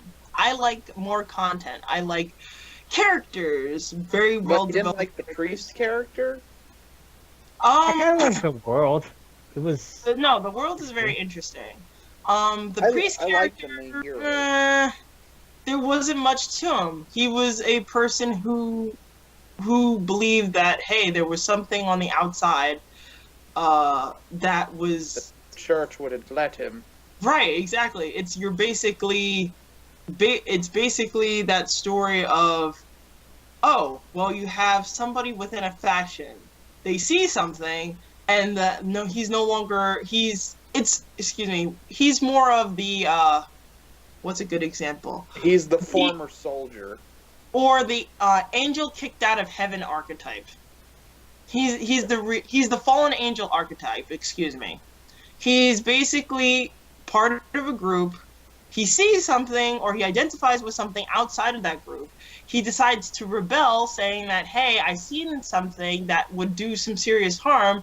The group that they're in don't believe him. They kick him out of quote-unquote heaven, and he is forced to live his life on the outside until he brings back proof of his accusations or evidence of what's been going on, and he gets reinstated into the fold. That didn't really happen in the movie, but I do like what you brought up. yeah, like they didn't really follow the source material of that movie. Like from what I think saw, to the source material. they didn't really stick to the source material. They kind of did their own thing. I'm like, oh god. They damn. took Yes. bits and pieces. Plus, Bits and that pieces animated just- intro, though. I'll Okay. admit that was cool. Okay, fine. That gets brownie points, but still, I feel I that think it's Kurt. a fun little vampire movie, though. It's not perfect. Okay, fine. It's I can live with that. It was like one of those I would consider guilty pleasures that I would put on the shelf, and then like every Halloween or every Halloween or every October. It's one to watch when you've had a long day and you want to relax. Yeah, Plus, just my favorite part is the part where Black Hat's attacking that village with Requiem playing. That scene is still amazing to me. actually I did like that, and I did like the final part. And I must admit, this is so bad. Is it terrible that I have an interest in vamps in another aspect? Is it terrible of me? Am I a terrible What do you person? mean? What do you mean by that? Never mind. Yeah. I hope But I not. do admit, Priest is way better than that movie, and Legion. husbandos. Stop! Legion's a bad movie. I don't Wait, care Never what? saw it. people say. It's the Terminator meets Angels. Wait, what? Legion is by Oh. the same guy who made Priest, where it takes place during the end of days, but it's about a baby that... It's so dumb. It's bad. I heard of Legion. It's based off of a Bible story based upon. Yeah, it's based off of a Bible story about a guy Revelations, who. I guess. I'm not sure if it's Revelations exactly, but it's about an individual who has multiple demons inside them. Oh yeah, Legion. Oh.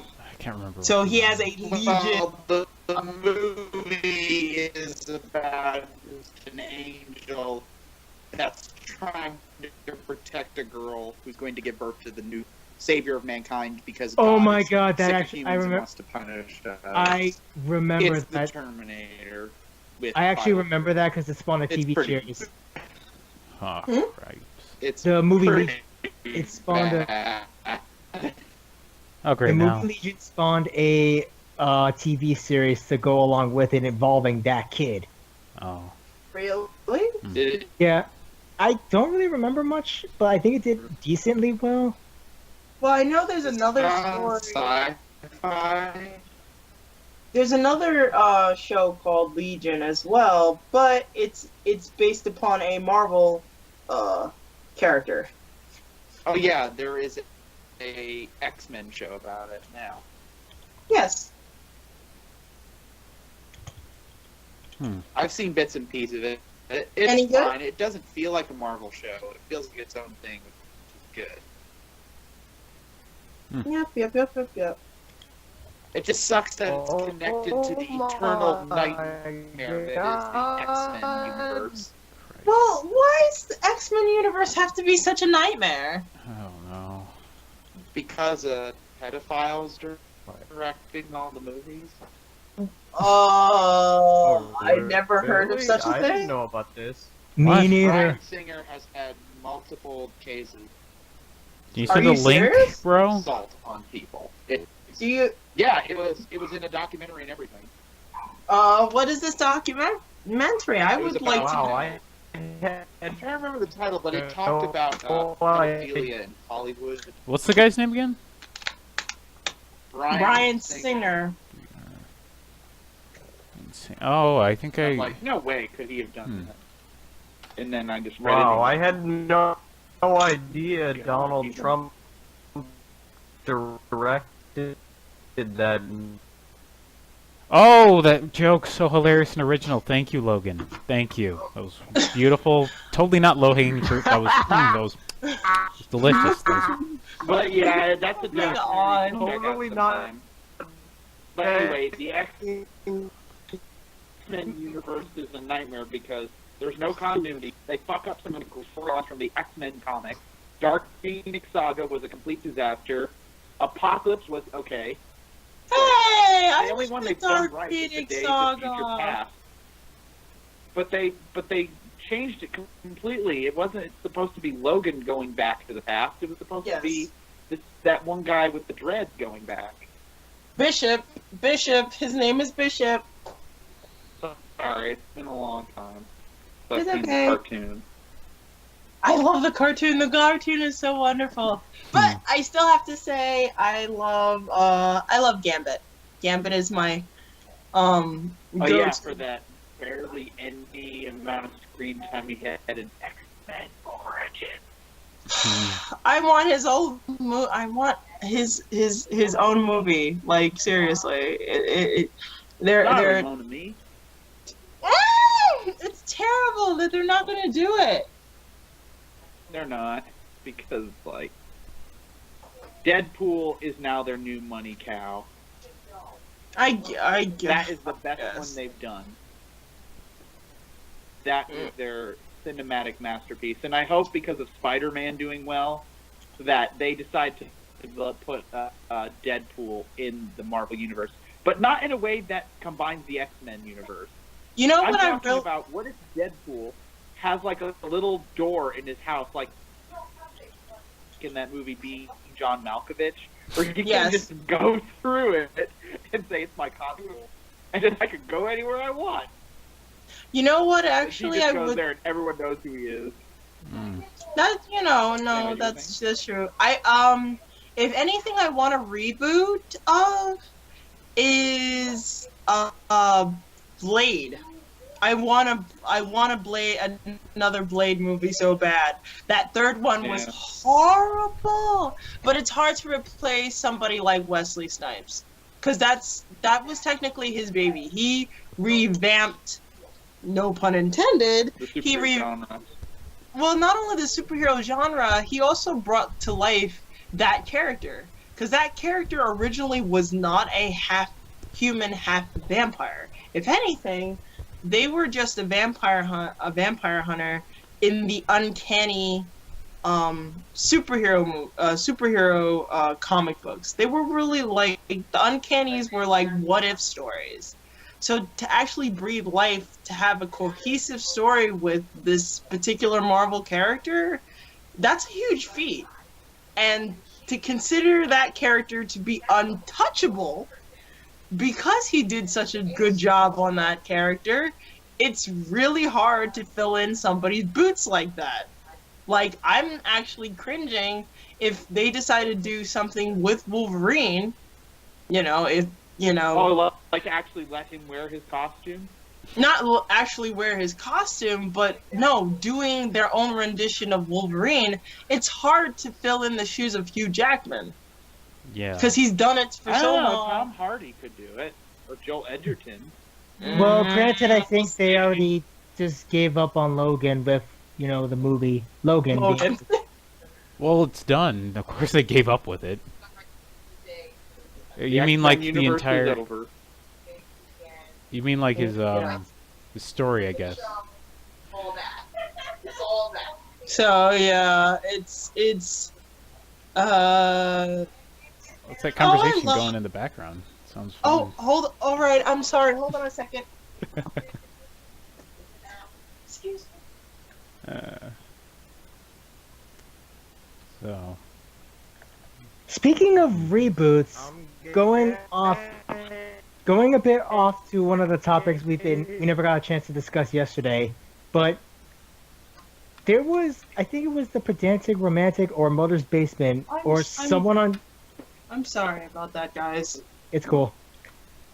But I think I don't remember, it was a YouTuber, I think it was Mother's Basement or something, that he was talking about, or they were talking about, like 5 anime that need a sequel because he, missed Konosuba, and I think it was Mother's Basement. But he missed Konosuba, and he was thinking about, like, what other anime need a sequel? And he started listing off like 5 anime that needed a good sequel. Okay.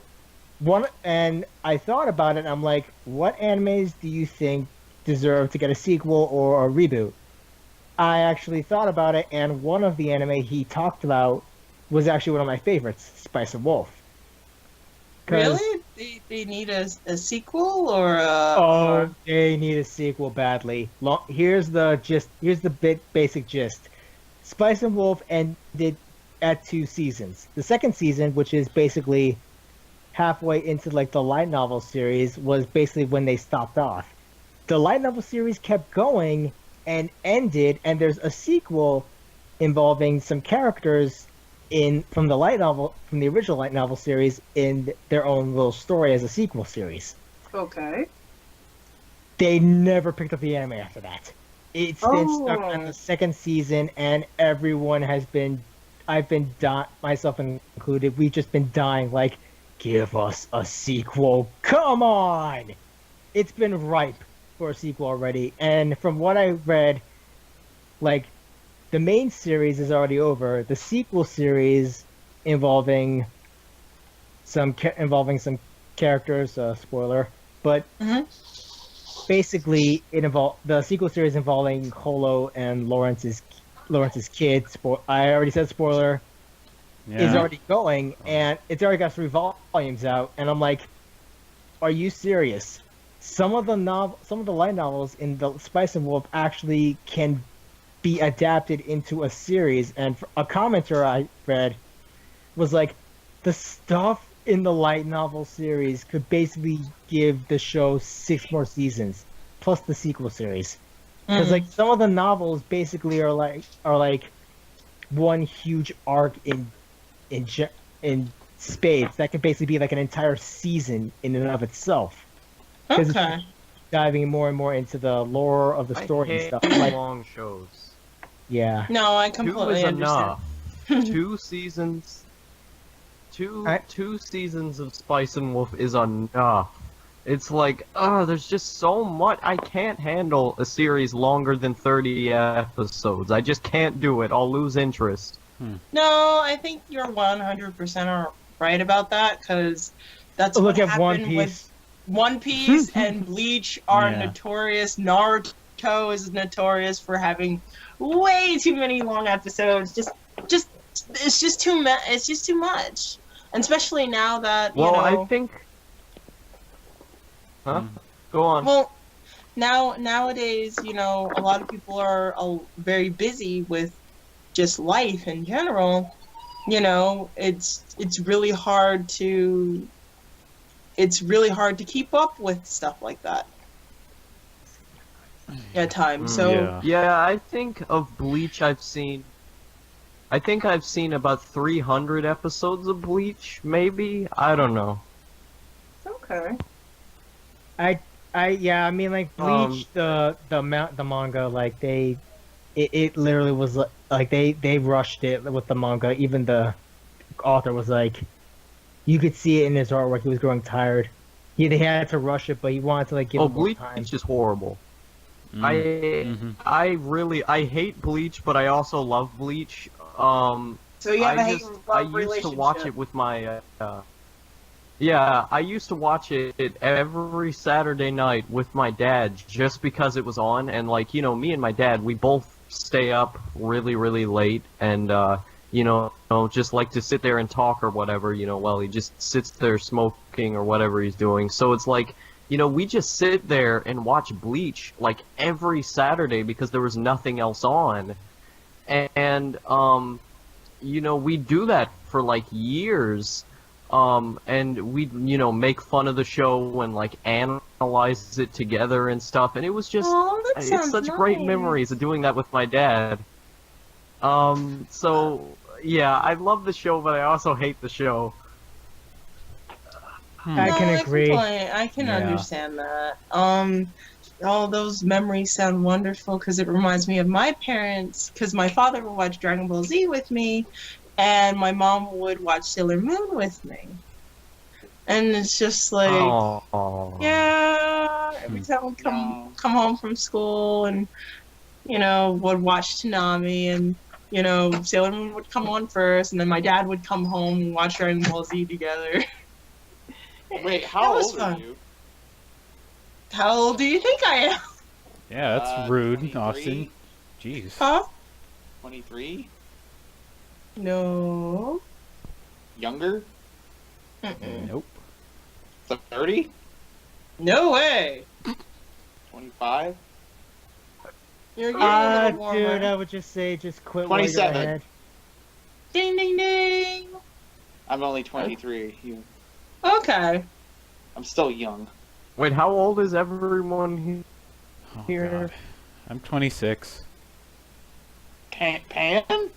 Gonna be 24 next week. Oh, I'm the oldest one here. Yay! Oh, no, bro. Oh, I'm gonna Well, be I don't know old. about you, but Dag, you make it sound like I'm old. I am not old. Yeah. Jeez, guys. Well, by comparison to me, you're all old. Yeah. Because I'm Pretty much. Because I'm 15. Just rub it in. Goddamn youngin'. That's right. I don't Punk. feel like that. That's so mean. Anyways, Good. The youth of today need to be treated like shit, so that way they know how we felt. okay, going back to hold on. At all. Wait, What anime? Like what animes? What was that, Mark? Going back to what I was saying about the whole what animes need a reboot or a sequel. Well, I can think of another anime that definitely needs a good sequel. Chivalry of a Failed Knight. I don't know that one. I've heard of it. Basically, Chivalry of a show is not that good.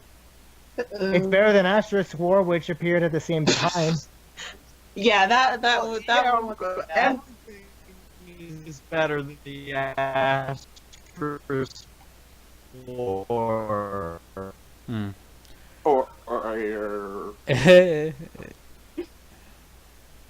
But no, yeah. Oh, darn it. It's doing... Yeah, there's too many people. Uh-oh. Oh, damn. Giddy. Oh. Okay, well, I guess. Okay, so I'm gonna try to speak this very Yeah, slowly. go ahead. I was saying that pretty much everything is better than the Asterisk War. Oh. Yep. I would agree. Okay, well, I guess I could give my answer. I don't know. I don't really watch a lot of modern anime anymore. This one old anime that I kind of liked. I liked the concept. It's called Hyper Police, and it's. Oh, I love that one. I love the manga. The manga's adorable. Yeah, it was pretty good. I could see that being remade if the dude. I kind of want Big O to be remade. Yes. Really? I Why? liked it, but I thought the second season was terrible. It really destroyed what I enjoyed about it. It was a noir story, but I felt like that was a dumb twist where it's a Matrix reality. Yeah. Oh my god. Wait a second, I didn't see the second season. Oh, you. Spoilers. Hey, that thing's been around since 2005. Yeah. I know, but I haven't got a chance to actually go through my old yes. tapes, let alone get the DVD versions of it. Oh, nice job, The Trench. more you know. Oh yeah, yeah, because I can't watch every single movie ever made. Ooh. Okay, well, just forget everything he said. Mind erase your activate. I don't care about spoilers. Yeah, I kind of got spoiled to BoJack, so you know, I still enjoy it though. Who spoiled you? The frickin' Wisecrack, that one dude who does the philosophy videos. Frickin' Goonie Beard.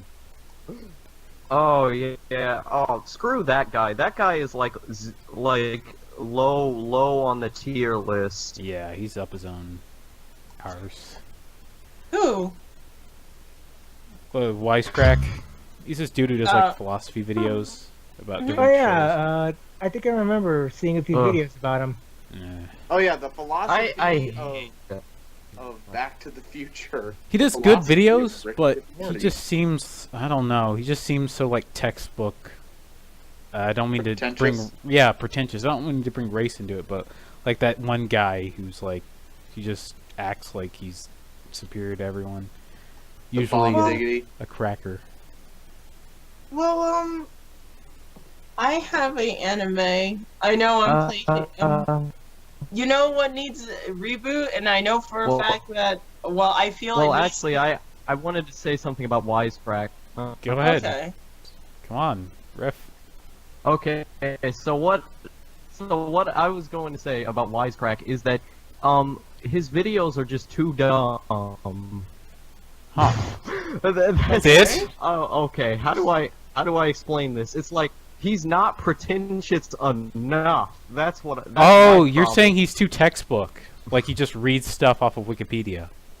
Or whatever.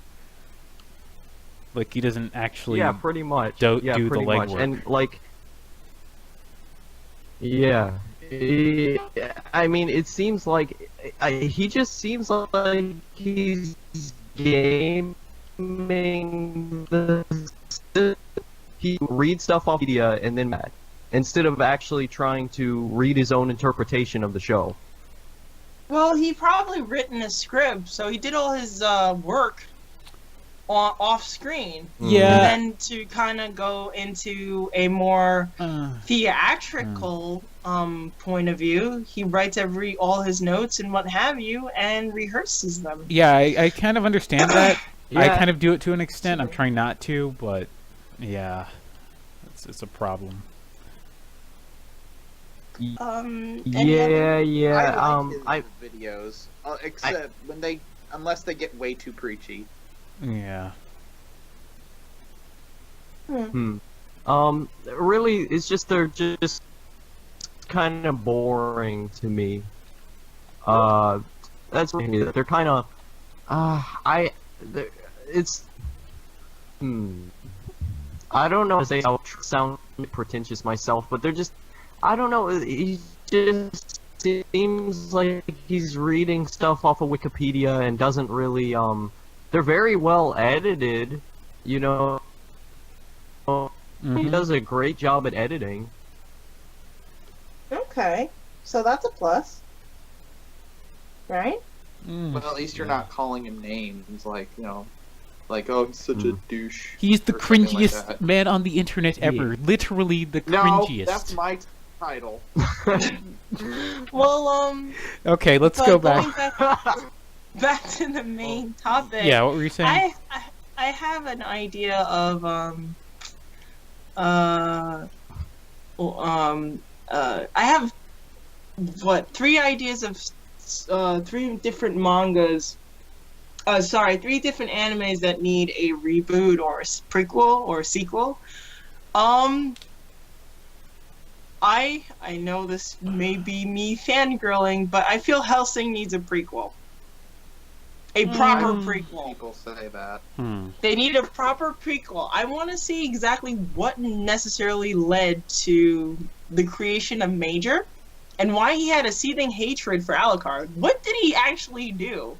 I mean, don't get me wrong, he's not the friendliest guy on the block, but, Dick. I want to know exactly what he did, or how he demolished... He's a vampire. He kills and eats people. I no offense, I'm not trying to be mean or anything, it's just like, I think it's kind of a reason why he's reprehensive towards a beast that sucks the life out of people or rips them in half to eat what's inside of them, which is what he does.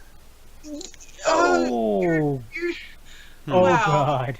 My visual, you described it so vividly, described it in such a way that I had a flash vision and saw that actually happening. That made me cringe. That's what the show does. It's That not was my cringe. But okay, no, you're 100% right. What the show does. It's not real. Yeah. Oh, I know.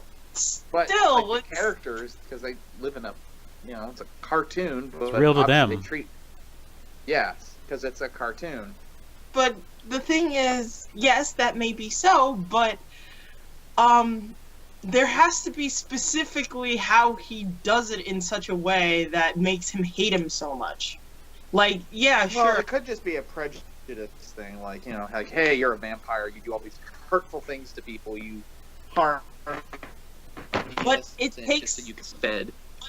But it takes a large quantity of time and effort, specifically on the Major's behalf, to actually cultivate a whole entire sect of neo-Nazi vampires, to basically find individuals of supernatural caliber to strategically outmaneuver, if not nearly checkmate, the Hellsing organization. That takes a lot of study, that takes a lot of time. So, if that is the case... Why are they neo-Nazis? Do they just agree with the Reich's views? No, well, the reason why I call them neo-Nazis is because they're new versions of Nazis. They're more modern-day Nazis. They're not what they once were in the previous time. Yes, they had the same type of views and ideas as a Nazi back in the day, but... So the good guys are bad guys? How the good guys are bad guys? The good guys are... They're bad guys, but they're good guys, technically. They're anti-heroes. Like the Suicide Squad? Oh no. Yes! Alucard's an anti-hero. He's an anti-hero. Because he's under the rulership of Integra Hellsing. If he was left out on his own, yes, he would be I think he would be a full-blown villain. But at this point in time, as long as Integra lives and he is bound to her, he is an anti-hero. But I would like to see exactly what Alucard and the Hellsing organization did to basically pin Major into a corner to come up with this elaborate plan to dismantle them.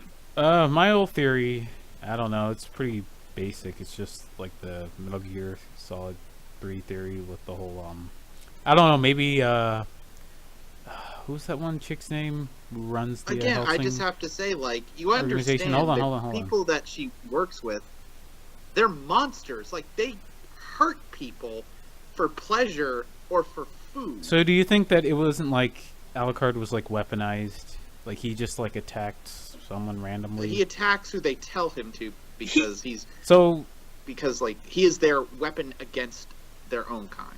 So it's just a Right. business thing, I guess. It wasn't anything personal. That's what I think. That maybe he fucked up the Well- Nature's plans or something. I don't know. That's pretty much it. I Well, don't think it's the anything. Fuhrer definitely took it personal to the point where he basically he took it personal to basically not only set up the Iscariot organization to basically battle Alucard to the point the Helsing organization to the point where due to their own narrow sight, they end up destroying themselves to the point where the Major killed all the people, a large population of London, and sort of foresighted that Alucard was going to use the blood of the whole entire city to his advantage to literally poison him by the help of Schrödinger's cat. Schrödinger's cat. Which by the way, I have That's why I didn't really finish watching it because I found it way too convoluted. Yeah, Where it's I like, didn't couldn't even someone watch just put all a of it in stake in general. this guy's heart and just No. Sorry, well, the thing Saitama, is, I just thought- come out and punch him. Well, actually, I have a reason why I didn't think it's convoluted, and I thought it was actually quite poetic, if anything.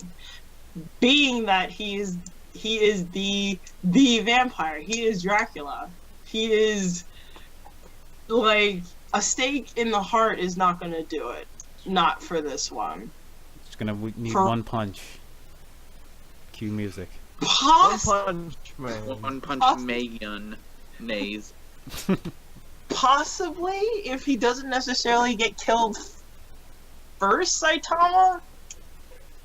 I mean, he can punch his way out of anything, but if he's basically overtaken, he's still mortal for one thing, and also overtaken by supernatural. Brute strength can only go but so far.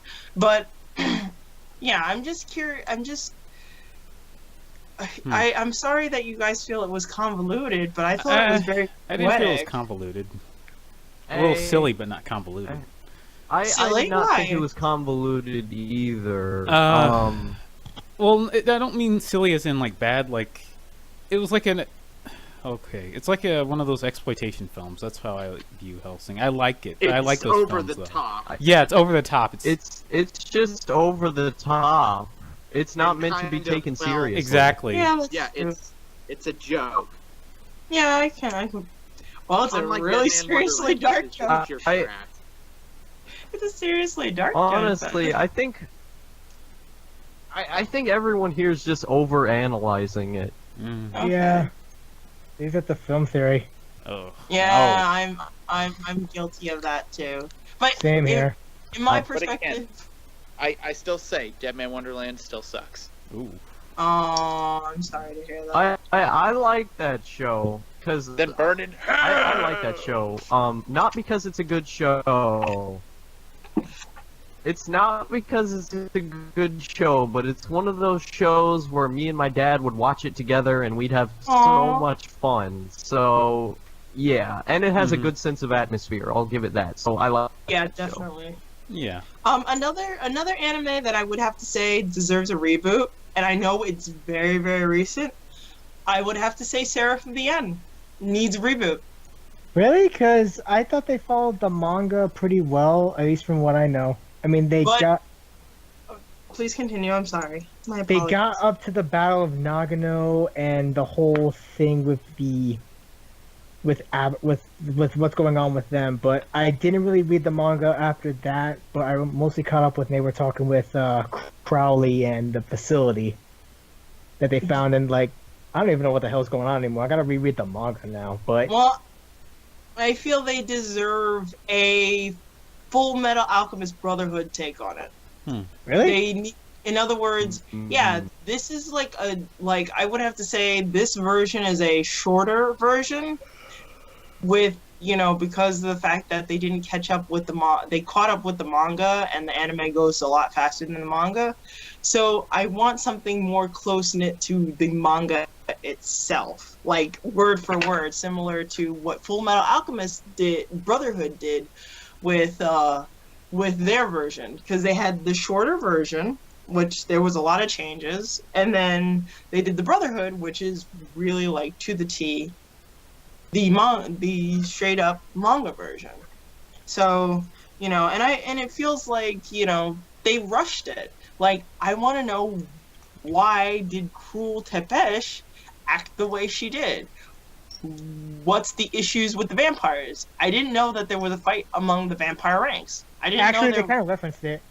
They reference it, but I want to see the full-blown issues that they had. Honestly, like, I want to know about the Haragi family. Like, what is their deal? Why do they need the angels? Why do they have to kill all of the Imperial army in Japan to take over? What the? Exactly. Why are they killing? Why are they killing their own? What does Fenrid have to hide? He's clearly willing to overthrow Cruel Tepesh. The manga kind of explains all of that and more. But what I really want to see, well, keep going with Sarah for the end, because I want to talk a bit more about Blue Exorcist. Later. I try to do Blue Exorcist, but they don't worry about. They recently adapted the Kyoto arc. Oh, okay. So just watch up to like the first half of the anime, like up to the trial, then just watch the Kyoto arc, because the rest of the show after that is just anime original filler. Anyway, yeah. But no, Seraph of the End. Yeah, there was just a lot of questions. Like, also, how does Crowley come into the picture? Clearly, he has a long history with Fenrid. So what happened? So what happened with that? Is it so? There's a couple of questions. There's quite a few questions that they don't really answer too much. So I feel that they deserve a reboot. You know who deserves a sequel though? Panty and freaking stockings. Oh I want a sequel. Dang on it. We have got to get that sequel. I know someone's making a fan comic of that. Man, I want to see the end of that show, because I'm one of the people who really liked it and was really upset that there wouldn't be more. It was terrible. It was really, really bad, and I was like, no. Yeah. I literally That ending of the show, though, like the last two episodes specifically, oh my god, they were so well done. Yeah, it was. It really was. Especially like the tone shift. Like, that one episode. I could talk about Penny and Stocking for hours. Oh, I could talk about that show for hours. There's so much. It's so dense. And then I also like I don't know if that poster was the real deal. That poster is incredible. The poster or preview for the sequel. That's some serious bait. Because that. But it ended up just being a maid path. Repeat that again. I'm sorry. It was a May Cafe. That poster was for a May Cafe. Yeah, so many guys were pissed. Oh, that's terrible. That's honestly, like I need to get back into Panty and Stocking. I mean, it seems like I didn't really get that much into it, but from what I saw, it's like very entertaining. And I think on Snafu Comics, someone actually was doing a fan comic of Panty and Stocking, continuing where they left off. Cool. I gotta find that and link it to you guys, because I think you might like it. Yeah, you should but just kickstart as for like another, I can think of like a few more animes that needs reboots and stuff. Like hold on. Someone else needs a could I turn, give- Mark. Okay. Could I actually give mine? 'Cause Sure. I hadn't Yeah. said anything. Jeez. Go for it, You Logan. mentioned Helsing earlier, right? Yeah. So what I would want to do is take the characters in Helsing, take like their personalities, and then make it a slice of life comedy. Just in I was that thinking world. the same God, thing, that was gonna be... but to one up you, Logan, put it in the Kirby universe. Kirby versus Alucard. Wait, what? Kirby is Alucard. Kirby would fucking destroy. As much as I like Alucard, Kirby is kind of OP. He beat Boo.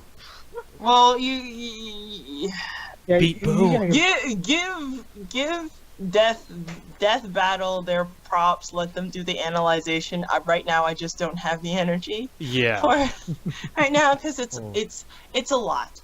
If I had to, now we're going into Death Battle territory. Yeah. Could we use that as like something like? Can we finish talking about this and then ask that as the next question? Yeah. Okay. Shoot. Sorry Okay. about that. No, it's okay. It's a wonderful but, like- topic because.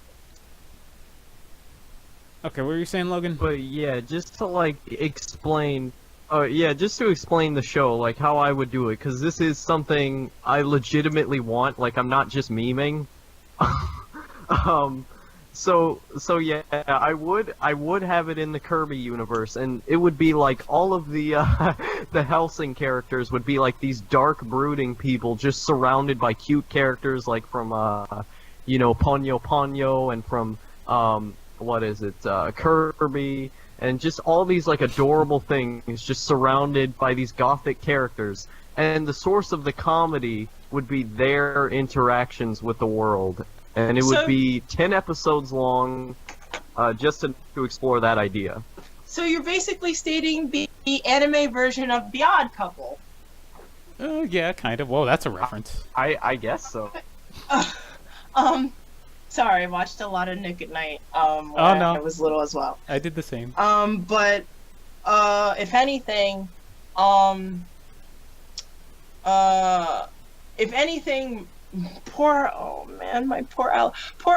Alucard would probably be furious because he would be too busy annoyed. Saris is the only one that I would have to say would have fun with the cute characters. Admittedly, Saris is one of my favorites.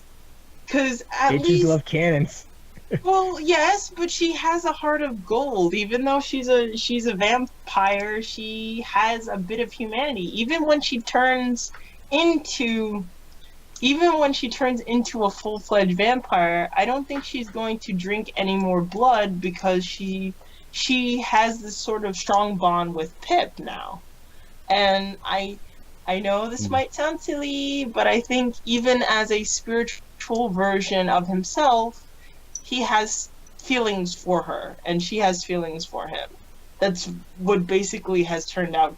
It seems to turn out to be, but that could be me with the shipping goggles on.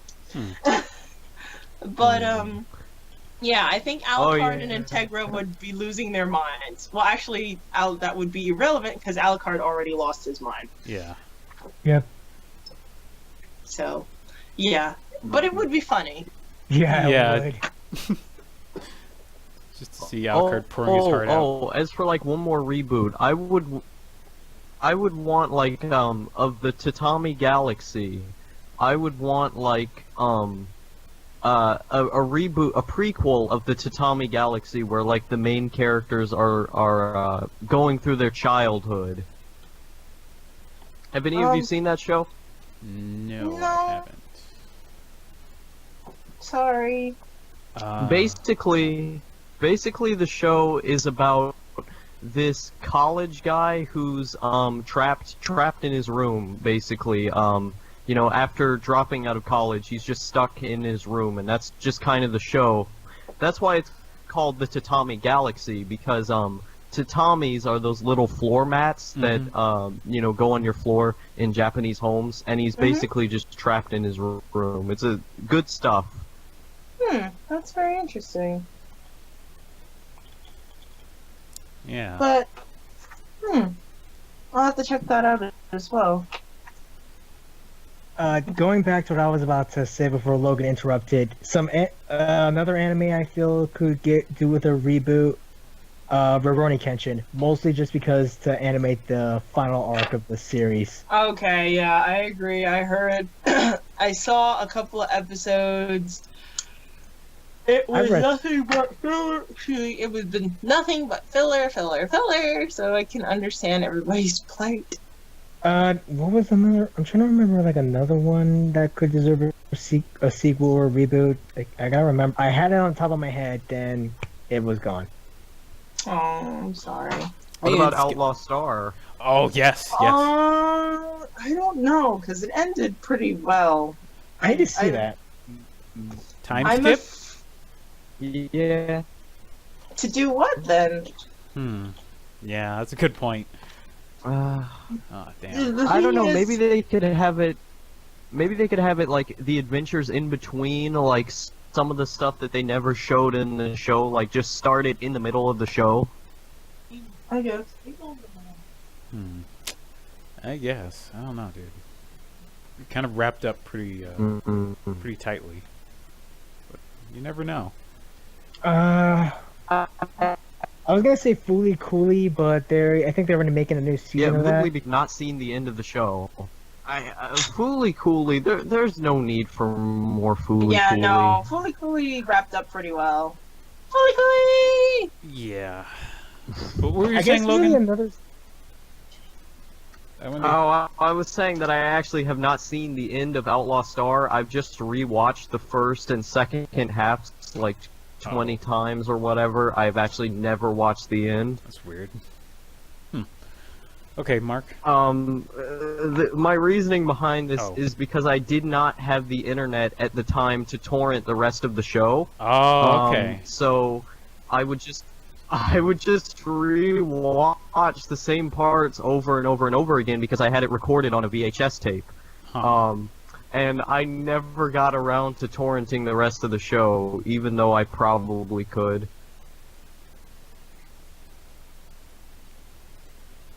Oh, that's too bad. Oh wait, I remember now one of the animes I thought could use a reboot. Fate Stay Night, the original one.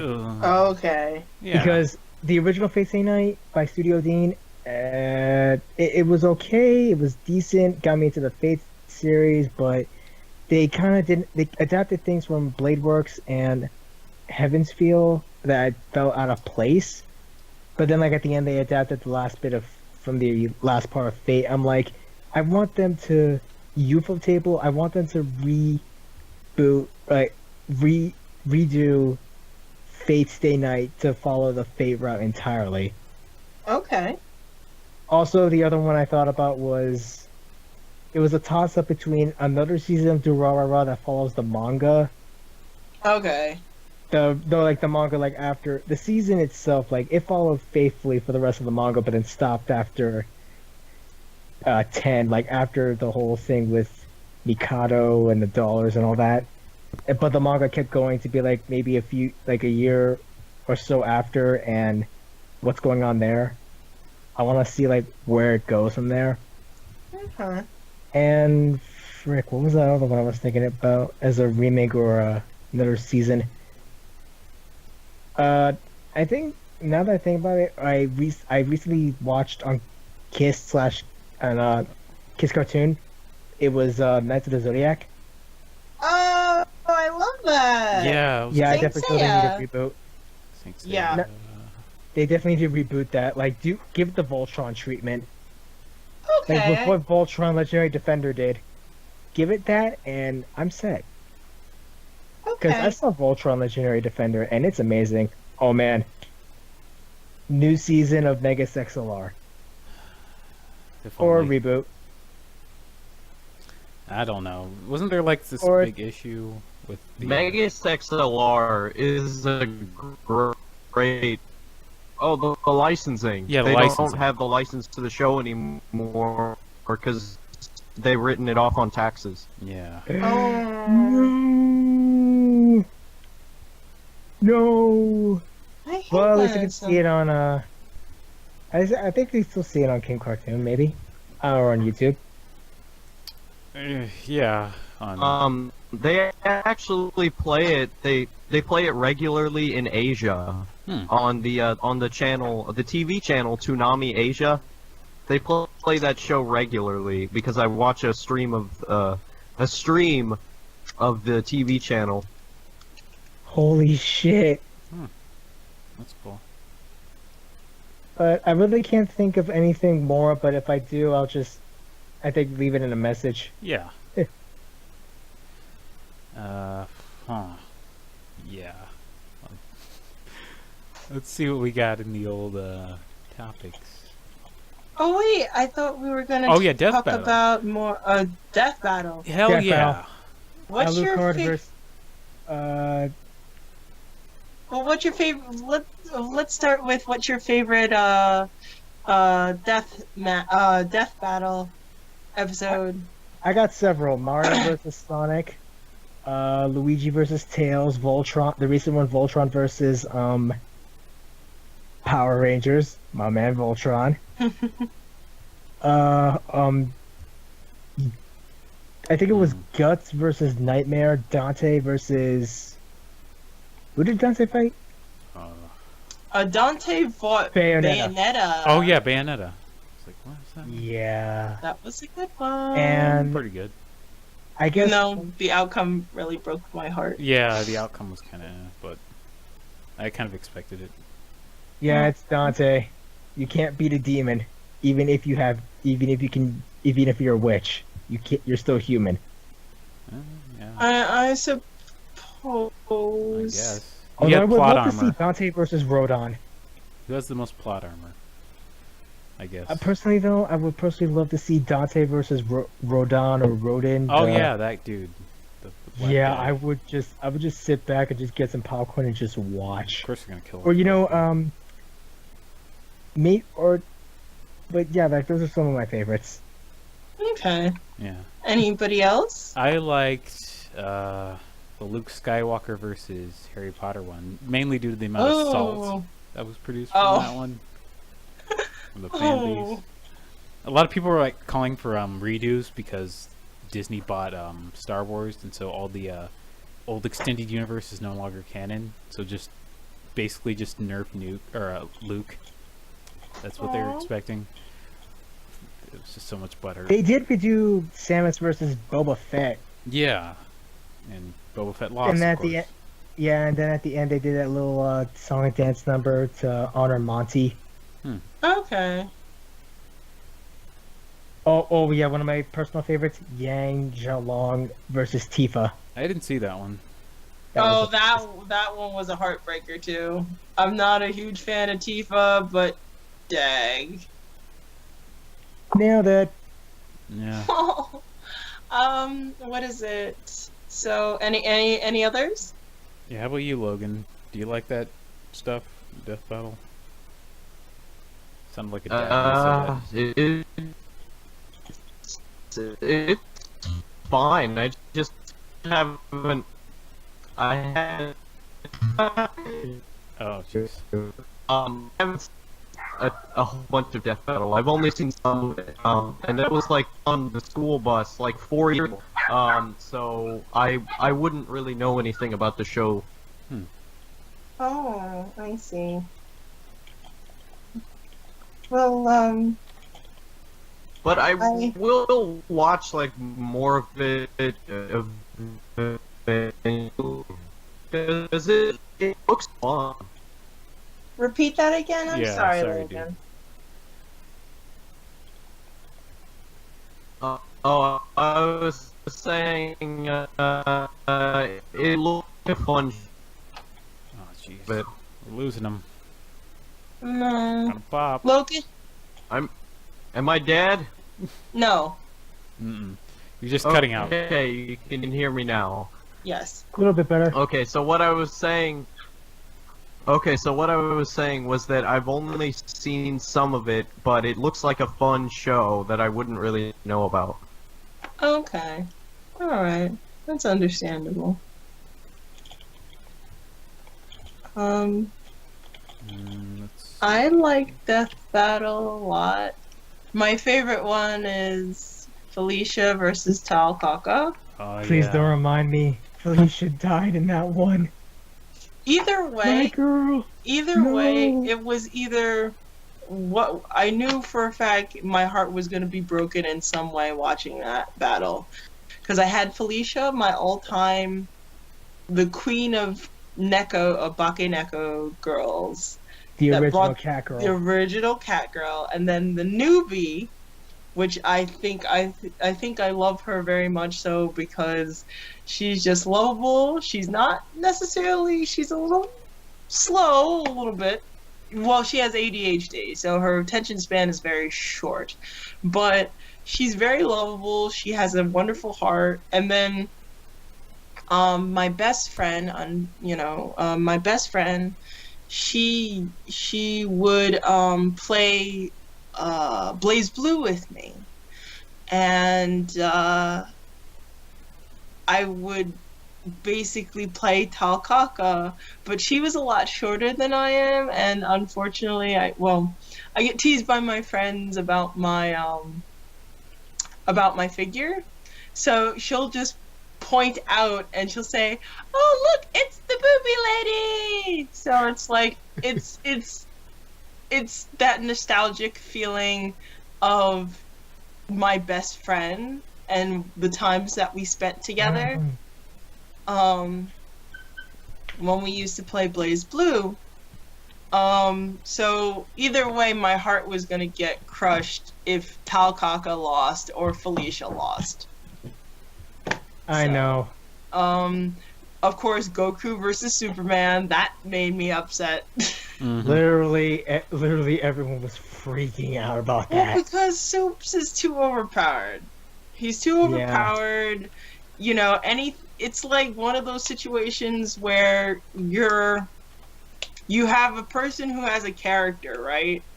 And back in the day, they used to have these things called the Mary Sue character, where no matter what happened, everything worked well for that character in the end. And you might be like, well, my character can do this. Well, my character can do this, that, and the third, and he beats out your character and can't do anything about it, and what have you. And it's like, it's that type of mentality. It's like, you know, Superman has all these powers for every single scenario, and there is no way to overcome them. If the only weakness is his kryptonite weakness or magic, somebody who's a huge magic user can possibly have a one-up on Superman.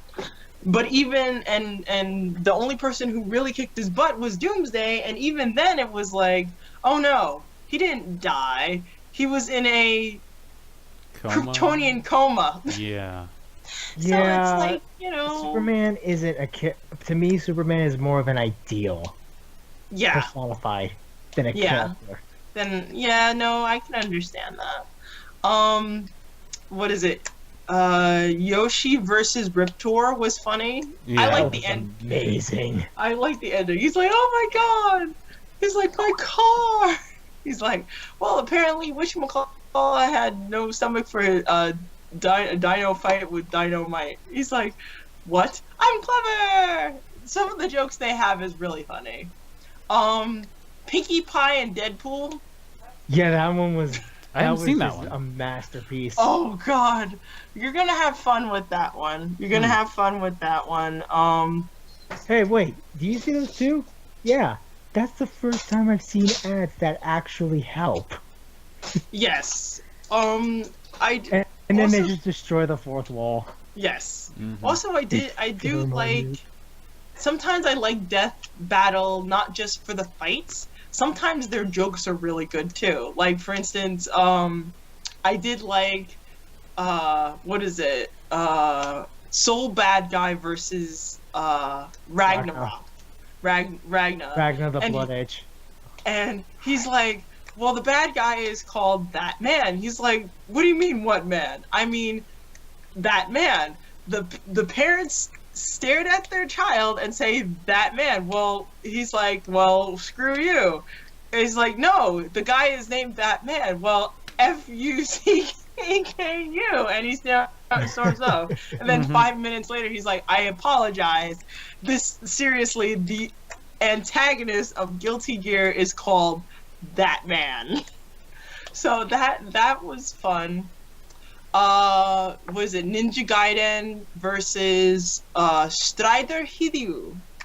Oh man, I love that. That was good. That was good.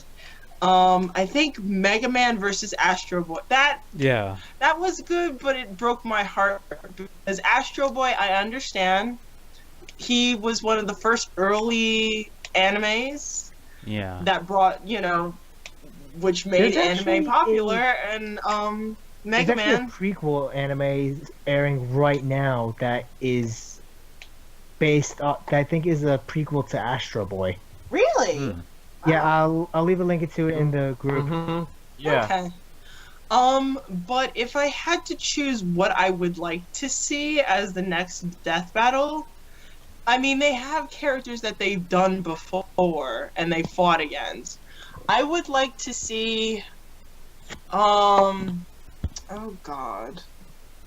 I would like to see, what's a good challenge? Because I really have to sit on this. Oh, I would like to see, I would like to see, oh goodness. I would like to see Catwoman versus Black Cat from Marvel and DC. That would be interesting to see. You have two masterful thieves. You have one who's a super soldier and one who's just a regular cat burglar. But she really knows her martial arts and her acrobatics. I would like to see, if I really want to see Alucard go up against Kirby? No. I would like to, I'm trying to think of another character that would practically be good. That is from, I would have to say, have you guys seen Trinity Blood? Yeah. I think I have. Yes? Okay, I would like to see him fight Abel Nightroad. Oh, that dude. Yeah, because their powers are pretty much very, very similar. Just, it seems like Abel Nightroad's is science, it's basically scientific, while Alucard is just straight up dark magic. Who else would I like to see? I would like to see, who's a good, I would like to see Kasumi from, Dead or Alive? Dead or Alive versus Chun-Li. I would actually like to see that. Yeah, I really would love to see that. I would like to see that. I would like to see Ryu versus no, I'm sorry. I would like to see Luke Skywalker versus Hayato from Marvel's Capcom 2.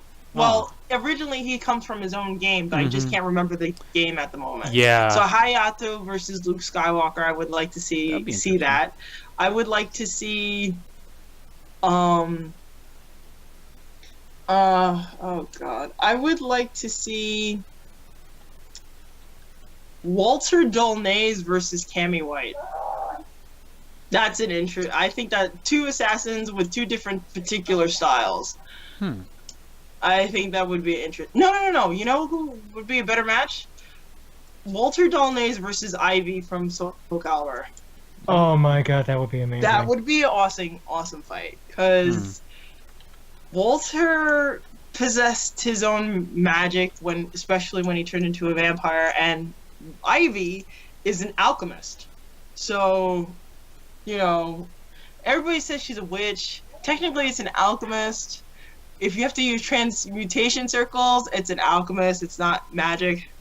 Science magic. I kind of have to agree. I mean, I could think of a few death battle ideas myself. Yeah. Yeah. I got one. It's kind of an obscure character with a slightly more popular character. Who? See, Garrett from the Thief series versus Sly Cooper. But it's not like an actual fight to see who's the better thief. I would like to see Sly Cooper versus Rocket. That would be amazing. That would be funny.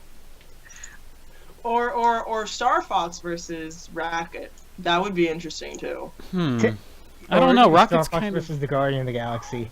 yeah. I don't know. Rocket's Well- kind of OP though. I mean, He's OP, compared to but doesn't necessarily.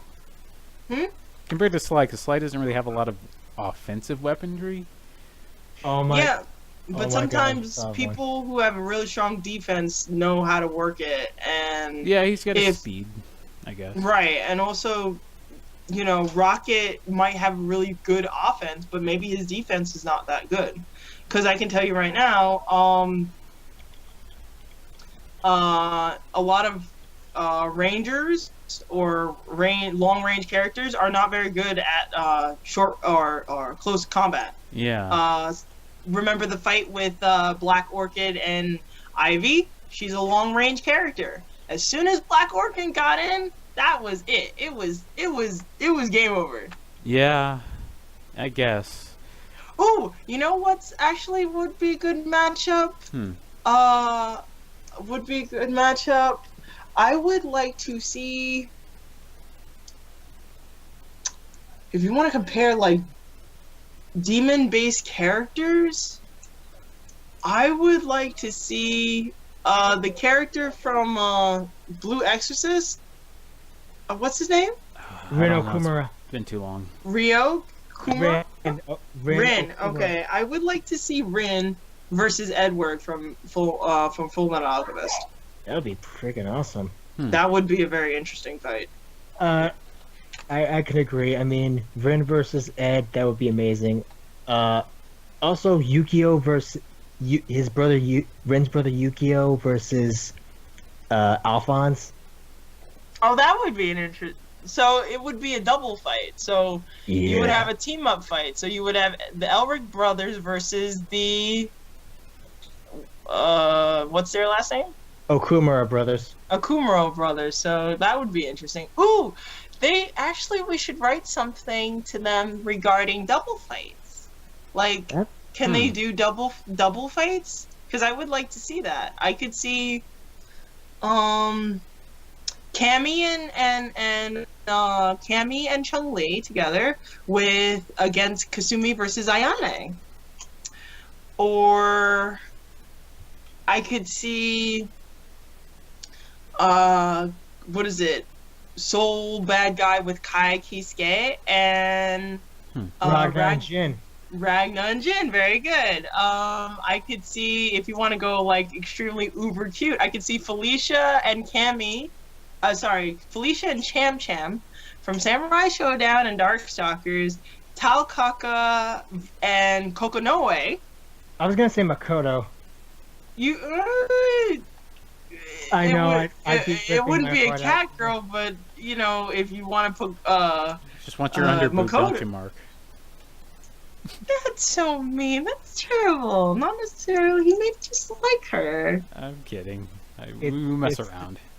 Yeah. It's just Makoto. She's just She's like cool. She's badass. She Or- pushes people into the moon. Or you could have, let's see. Okay, you could have Makoto and Talakaka and Makoto and Kokonoe. Yeah, Makoto Kokonoe, or versus Felicia or Cham Cham, or you can rearrange it any way you like it. You could have Alucard and Dante versus Bayonetta and John. Who's John? The John other Tron? witch that Bayonetta's with. Oh, Jan. Jan. John. Jan. Well, if I don't you're know, gonna Jan. do and I would think you would do to make it fair, since Bayonetta and Dante come from video games, it would be Alucard and Sebastian from anime. I don't know. That's just me. Or Crowley, Esford. You have Crowley, Esford with Bayonetta and Alucard and Dante together. Or vice versa, you could have Bayonetta with Alucard and Crowley and Dante with each other. Or oh man, I can think of one. Makoto Nanaya versus Ruby Rose from Oh, Ruby. that would be good. Yeah. You could have. I'm trying to think of more obscure characters though. Let's see. I was gonna say, if you want really obscure, I got one from a video game that only me and Danzig know because I usually tell him. Sphinx from the Sphinx and the Cursed Mummy series versus. Oh yeah. Oh man, what's the Egyptian versus? I guess. Hey, come. Hello? Oh man, versus Sphinx versus who other? Huh? I was gonna say. Star Gladiator. Thank you very much for giving me that piece of information. I completely problem. forgot the title. Yeah. I don't exactly know who Sphinx would fight against because that's an obscure game and. I don't know. How about another platformer, B grade platformer from the 2000s? Let's get Vex. Get Vex in there. Oh wait, Sphinx versus Link. Oh. From Zelda. How about Sphinx versus Spyro? Okay, that could work. Spyro the dragon. I like Spyro. Yeah, we're talking about death battle ideas. I don't know. Yes. Okay, when I was hearing Sphinx, I just got off a Venture Brothers binge, so I was thinking of, just number 21, like, fighting Spyro, and which would be pretty awesome, too. Well, okay, Toothless from DreamWorks Dragons versus Spyro. I don't know about that. Shrek versus Keemstar. No, actually, you know what? Sorry. How about Toothless versus Ulpa from Avatar: The Last Airbender? Ass Airbender. Oh, wow. No, I said Avatar: The Last Airbender. No, we were just messing with you. It was a bad joke. We're sorry. But yeah, Ulpa versus Toothless. Yeah. That would be a very interesting fight. Oh man, Become friends later. either Aang or Korra versus Lee Sin from League of Legends. You'd have to understand it because the recent skin Lee Sin got, Godfist Lee Sin has him levitating and using the elements like the Avatar. Okay. And it was a joke that everyone's like, Lee Sin has become the last Airbender. How about this? Jinx versus Harley Quinn. Jinx from League of Legends. League of Legends. Oh, yeah. That would be an interesting fight. I would pay to see that. I would pay to see Sona from League of Legends versus who would be another song based here person to fight. I know. Jigglypuff. I know. Yes. Jigglypuff would win with like They'll marker fall on the asleep. face kind of defeat. He'll fall asleep. Well, that would be a With the short ultimate fight in song itself. attack. You could do Oh wait, you wanna Sona from League of Legends versus Demnix from Kingdom Hearts 2. Okay, I can live with that. I can live with that. That's an awesome idea. Ooh, maybe Axel from Kingdom Hearts versus who's a pyromaniac that we haven't I can think of like 7 Pyro from Team Pyromaniacs. Fortress. Yeah, he'll probably get murdered in like 2 seconds. Yeah. No, He doesn't have Axel? animu powers. No, Oh, Pyro. no. Pyro. Would die. Pyro, yeah, that Doesn't have- would work. Well, he's got a fire axe and like silly hats. What else does he need to That's a be good in point. an anime? It's a good point. Let's see. Who's Pyro Trying to think of based a character? Fire character. I I guess think Just Ace Go from should One have- Piece. I don't know. Hmm? I was gonna say Ace from One Piece. I was gonna say either Ace or Possibly. yeah, I was gonna say Ace because But he just had a or recent. Sabo. Yeah. Oh yeah. Sabo. Because Ace Sabo is, would- you don't breathe no more. Well, no, it's not that. It's just he recently did. He recently. Oh yeah, did he did. Ace That one dude, versus- Natsu. Yeah. Did Yeah. anyone Yeah. ever mention Prince Zuko yet? For the Oh Pyro? man. Good point. Oh my god, Axel versus Zuko. Axel versus Zuko. Oh no! Oh no! I don't know yeah. who Axel is, so Kingdom Hearts. You just didn't do that. You're like, oh no! Oh no! Oh yeah! I did. What's another good fight? How about famous leaders? Oh no. Oh, not famous leaders, like leaders of anime. You could have Gilgamesh versus practically anyone. Gilgamesh will win. Except for you Kirby. think so? Gilgamesh from Fate Stay Night. Oh, I was I- thinking of Gilgamesh from the Smurfs. Oh, I don't know. Oh god. Actually, What about any an leader. ice? What about an ice character? You could have Iceman versus Crow from Fairy Tale. Hmm. Isn't Crow is an ice character? That's Gray. Gray, sorry. That would be very interesting to see. I was gonna say Todoroki, but he has both fire and ice powers from Boku no Hero Academia. Yeah, but Versus- it's not anime, so please don't ruin it. I know who you're talking about. He's really cool, actually. He reminds me of Gil. He reminds. Wait a second. I would love to see that fight between Todoroki versus Gil from Street Fighter. Oh yeah. The Oh my blue-red god, guy. that would be a total blowaway of a fight. Oh, okay, I got one. Talion from Middle Earth, Shadow of War, and Mordor versus.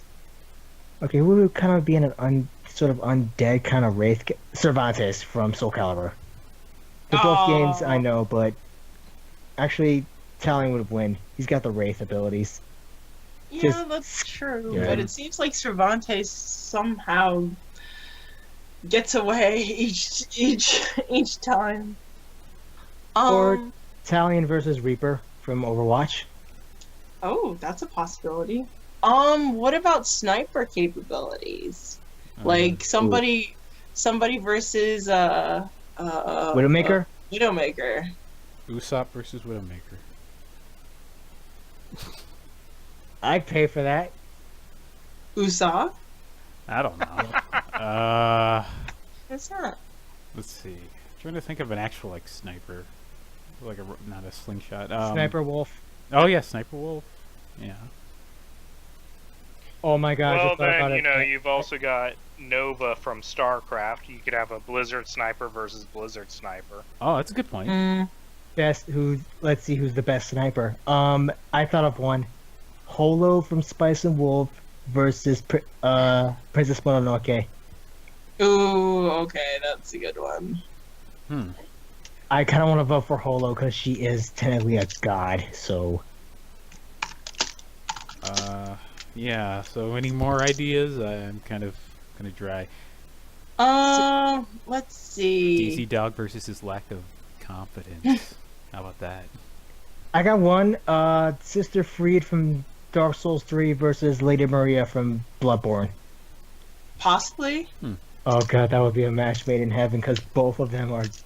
Well, Lady Maria was more tougher than Sister Freed. How about let's see. How about Tom Kench, the River King versus Bowser, the Cooper That King. would be fucking... That'd be amazing. So the River King versus the Koopa King.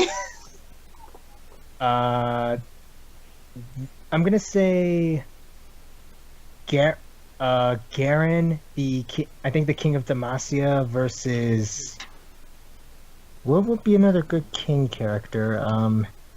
Ganondorf? Yeah, sure. Possibly. Papa Smurf. Yes, Papa Smurf. Or Robo Gilliman. Oh, that'd be an unfair fight.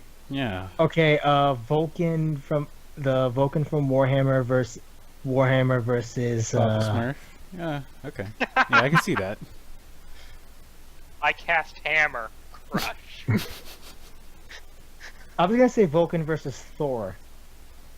Ooh, that's a Because very both love hammers, and Vulcan, he's nigh immortal. Like he once got dipped in acid, thrown into an engine exhaust, with the engine still going, chucked out into deep space, and then tossed into a planet's gravitational orbit and crashed onto the planet.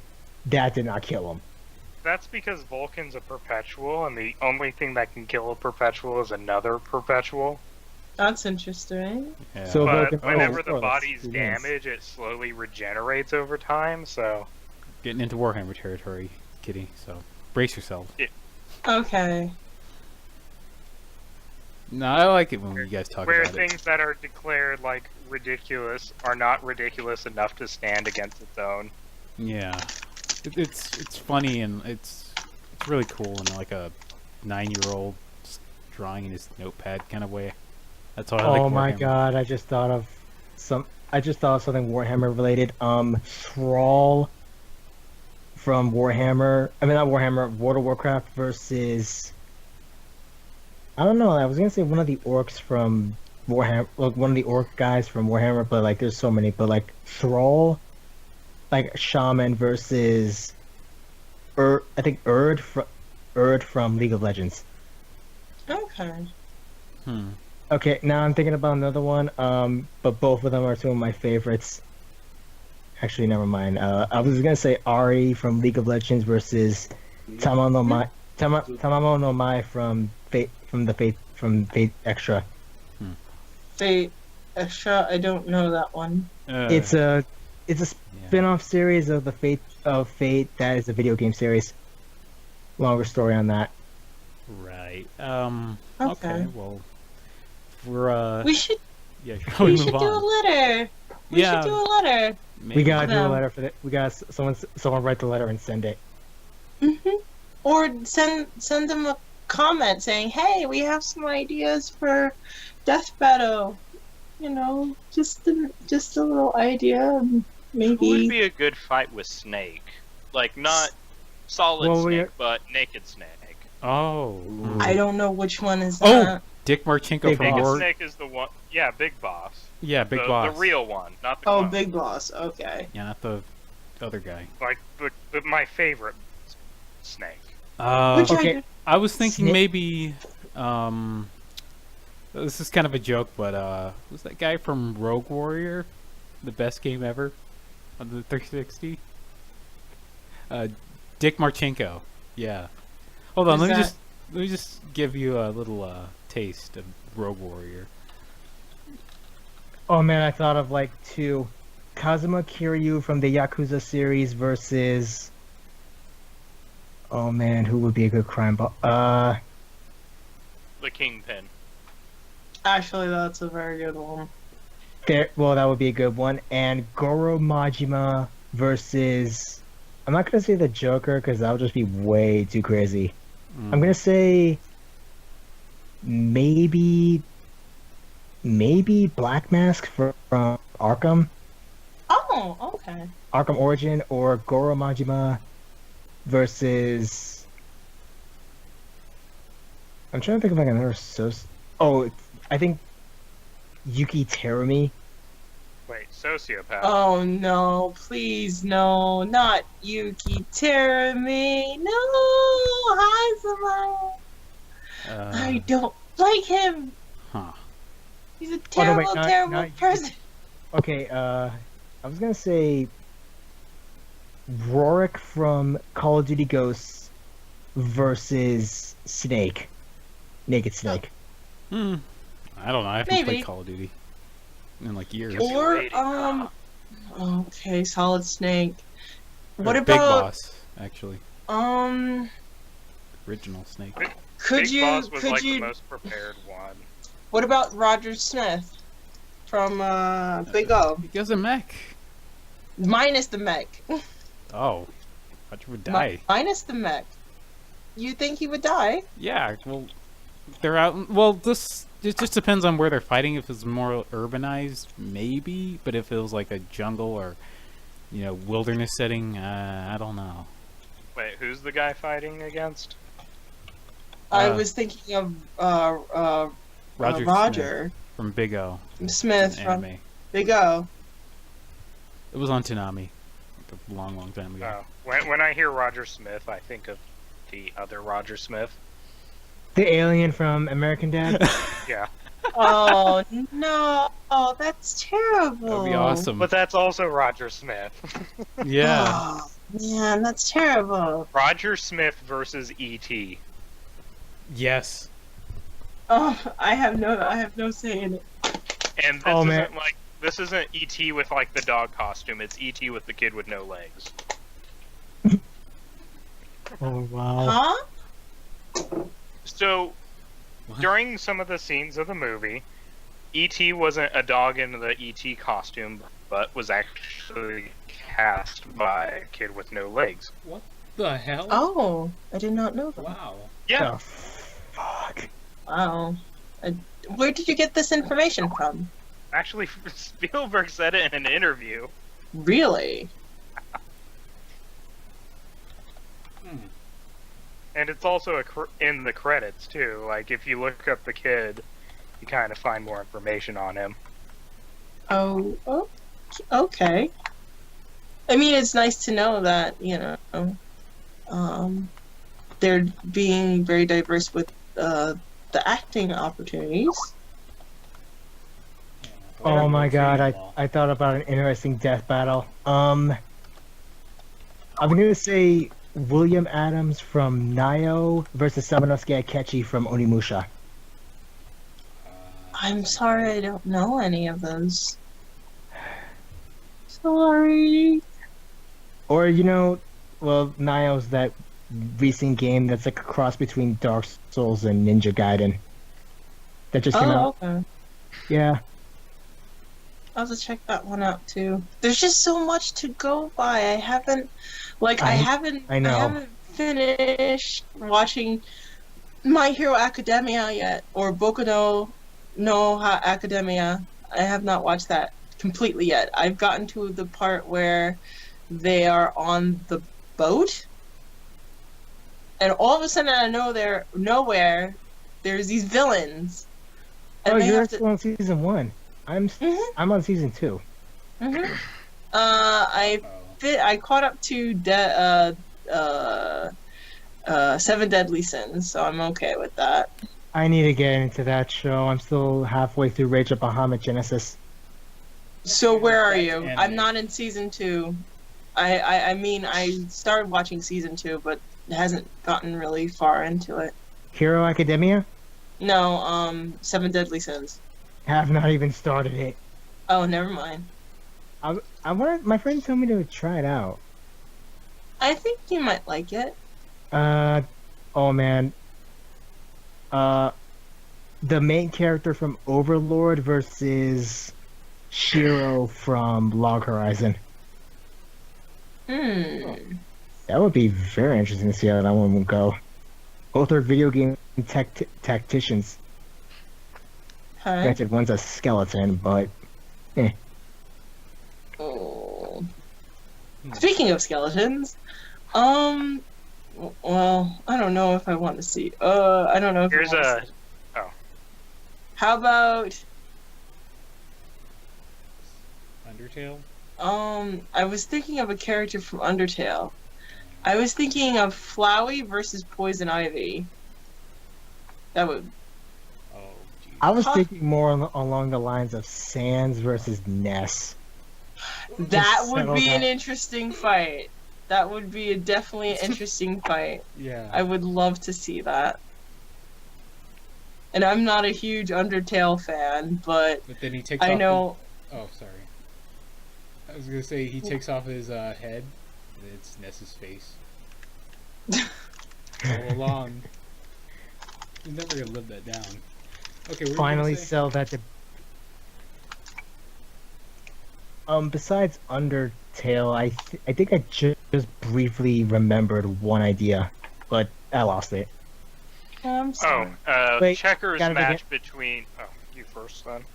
No, go to what you were saying. Checkers match between. Okay, a tag team checkers match between like the old guys from Pixar and the old guys from the Muppets. Yes. Oh, Waldorf and That would be amazing. And they have like snarky comments to each other too and stuff. That would be funny. That reminds me of they did this death match with all the like tween pop stars, and they ended up And they all died. yes. They even got Hannah Montana. I have no comment for that. Sorry. And I think two of the three Jonas Brothers, or all three of them. Possibly. So yeah. So no, I'm utterly serious that somebody, while we have all these ideas fresh in our heads, we should go to Screw Attack and just say, hey, we have a couple of ideas for Death Battle. Yeah. I might do that after this. Yeah. Yeah. Just speaking of which, Leave a comment with a few ideas. you guys Oh, got wait. anything else? Oh right, the King's Avatar. What's What? that? Remember that video that Logan left about that video that Pedantic Romantic made about SAO's Chinese knockoff? Oh yeah. Yeah, No, I I didn't haven't watch heard it though. about. No, I Like a didn't. better knockoff than what SAO could do. Oh jeez.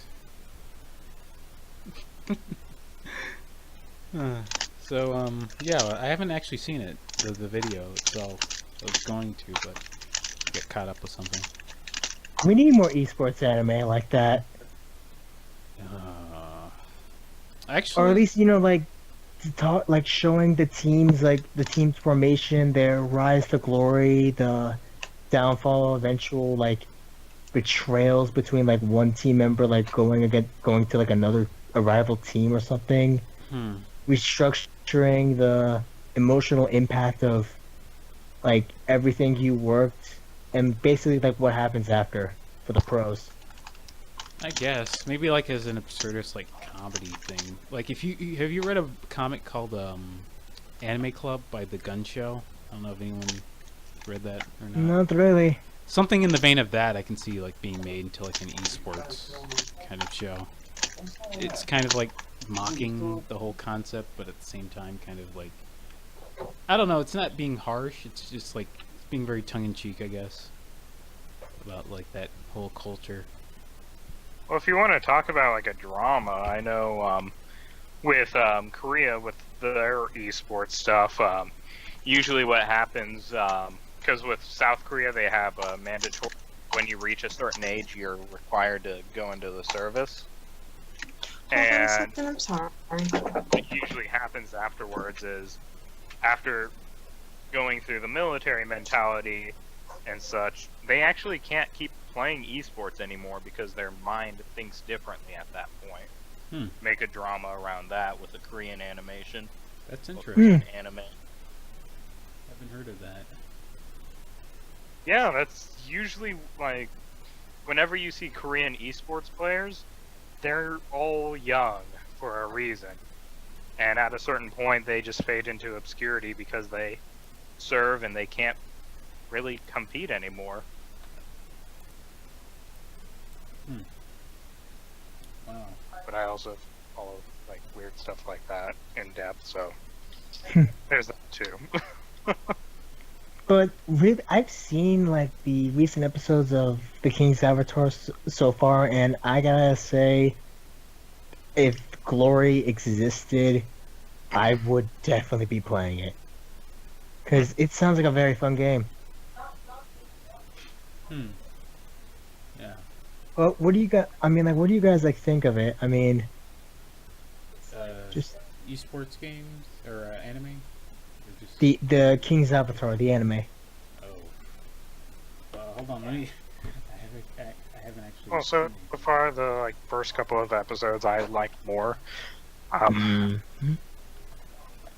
The character seemed more human and less like an edgy child than SAO and stuff.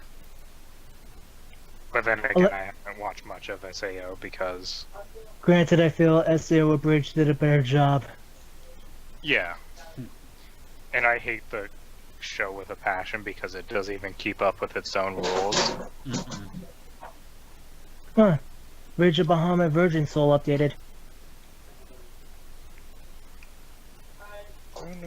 Yeah, but I'd definitely like to see King's Avatar. It sounds interesting.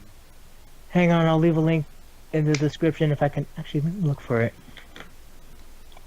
I know, I feel the same way. It's not supposed to be here again, but... Found it. Ah, okay. Quan Ji Gao Shuo. I'm sorry if I mispronounced it there, but I'm sorry, guys. Oh, no, it's fine. You're just talking about the King's Avatar. Have you heard here of it it? is. What is it called? The King's Avatar, but its Chinese name is Guanji Ji Gao Shuo. I never heard of that anime before. It just recently came out. I just left the link. Okay, I'll check it out a little bit later. Yeah, it's Chinese subbed, and so might be your thing, might not be your thing. Okay. So I will make sure to take a look at that. The last time I saw a Chinese anime, I didn't necessarily like it too much, called Bloodivores. I mentioned this in the very first podcast. I didn't really like it too much. But I'm willing to try, different types. I can name like 3. Okay. Like, the directing in that show is Sorry, so Logan, bad. we can't quite hear you, dude. I can hear. Really hate Blood. I was saying, like, I had written this big series where I was just going to break down Bloodivores, just talk about why it was so bad. I never got around to making it.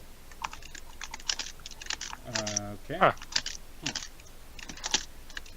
Okay, well, guys got any more, want to talk about Blood Wars some more, or? I don't know, I'm tired, actually. Every time I hear Blood of War, I keep thinking Bloodborne. You really like that series a lot. I can't help Bloodborne's a it. fun game. Oh yeah, I still have to get past Amygdala in the Sumeru Chalice. The cursed one. God damn I'm it. gonna have to go. Yeah, okay, see ya. Okay. Alright. It's just us 3 now. Das Vidania, don't get any on ya. You went Russian there for a minute. I could go more Russian if wanted. Yeah. Alright, well, just the 3 of us. We can make it if we Just try. the 3 of us. I'm trying to think of I'm trying to think of an anime or something like that. Not an anime, have you guys seen Monster Hunter Stories Right On? No. It's basically set in the Monster Hunter universe, but a variation where these people called riders get to hatch and, ride on little versions of the monsters like a Rathalos or a Rathian. And it follows like these kids loot from this village of riders, and they're basically trying to save the world. But with the recent episodes, it's starting to get crazy. The most I've ever done with Monster Hunters was in Metal Gear Solid Peace Walker, where you could do the Monster Hunter missions as Snake. And you would be able to either hunt, kill, or tranquilize the monsters.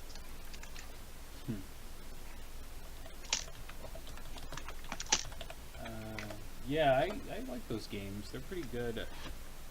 I only played Try though, and a little bit of one of the PSP ones. I played Monster Hunter Try Ultimate on the Wii U almost excessively before I got bored. But I'm starting to get back into it again. I might get 4 or Generations or whatever is on the new one. Yeah, it's very grindy. That's the only problem I have with it. After a while. It's ironic because I hate hate that game, and yet I love Destiny. Well, love hate, and that is a grind as well. Also, Warframe and Skyforge. Yeah. Warframe. Oh my god, Warframe anime. Oh, that would be pretty good.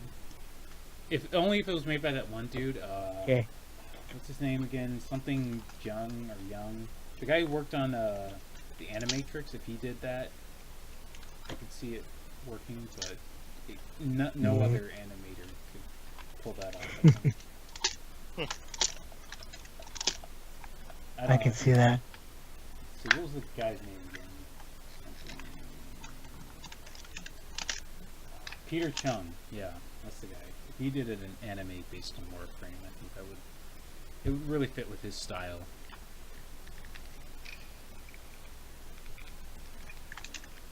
Yeah. You guys getting tired? You wanna call it night right now? Hmm? I was just wondering if you guys were wanted to call it quits for right now, getting it off. We could do something. Either way, I'm fine with it. Yeah, because we've been going on for like 3 hours now. Yeah, Holy. it's a really long show. Yeah, you kind of. But it's a fun show. Yeah, you could say that. All right. Are you not having fun?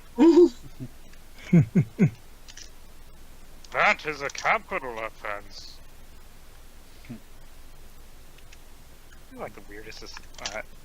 actually, there is that weird game where you're supposed to like either take pills or try to avoid people so that way they don't notice you're not taking the pills. And We happy few. Yeah. yeah, happy few. I've yet to play that, but want to. Me too.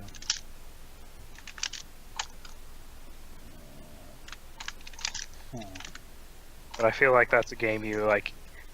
You have to pre-game with like some LSD to like truly understand or something. Do some IRL. Do some LARPing. On LSD.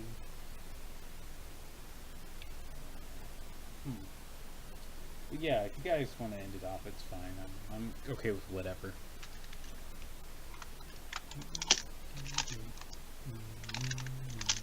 Well, I guess we can do it here. Yeah, we could continue So- again. Hmm? We could continue on, I guess, in a couple of weeks from now, when I have more free time. Well, again, you guys are wonderful for inviting me again. And, again, for all those who don't know, I'm KSapphire. You guys can find me on KSapphire at deviantart.com. I'm on Twitter under KSapphire8989. I'm also on Instagram on KSapphire.sapphire. I'm also on Tumblr, and I have a Patreon as well. So again, like I said, you guys are very wonderful and very sweet to invite me onto your show, and I hope to hear from you guys again very, very soon. Alright, appreciate you coming on here. You always have such interesting things to say. Yeah. Oh, thank you. I just, I try my best to speak. I speak what's in my heart. It's nothing. It's nothing too important. Aw. Don't put yourself down. All right, so I'll leave you fellas. Have a good night.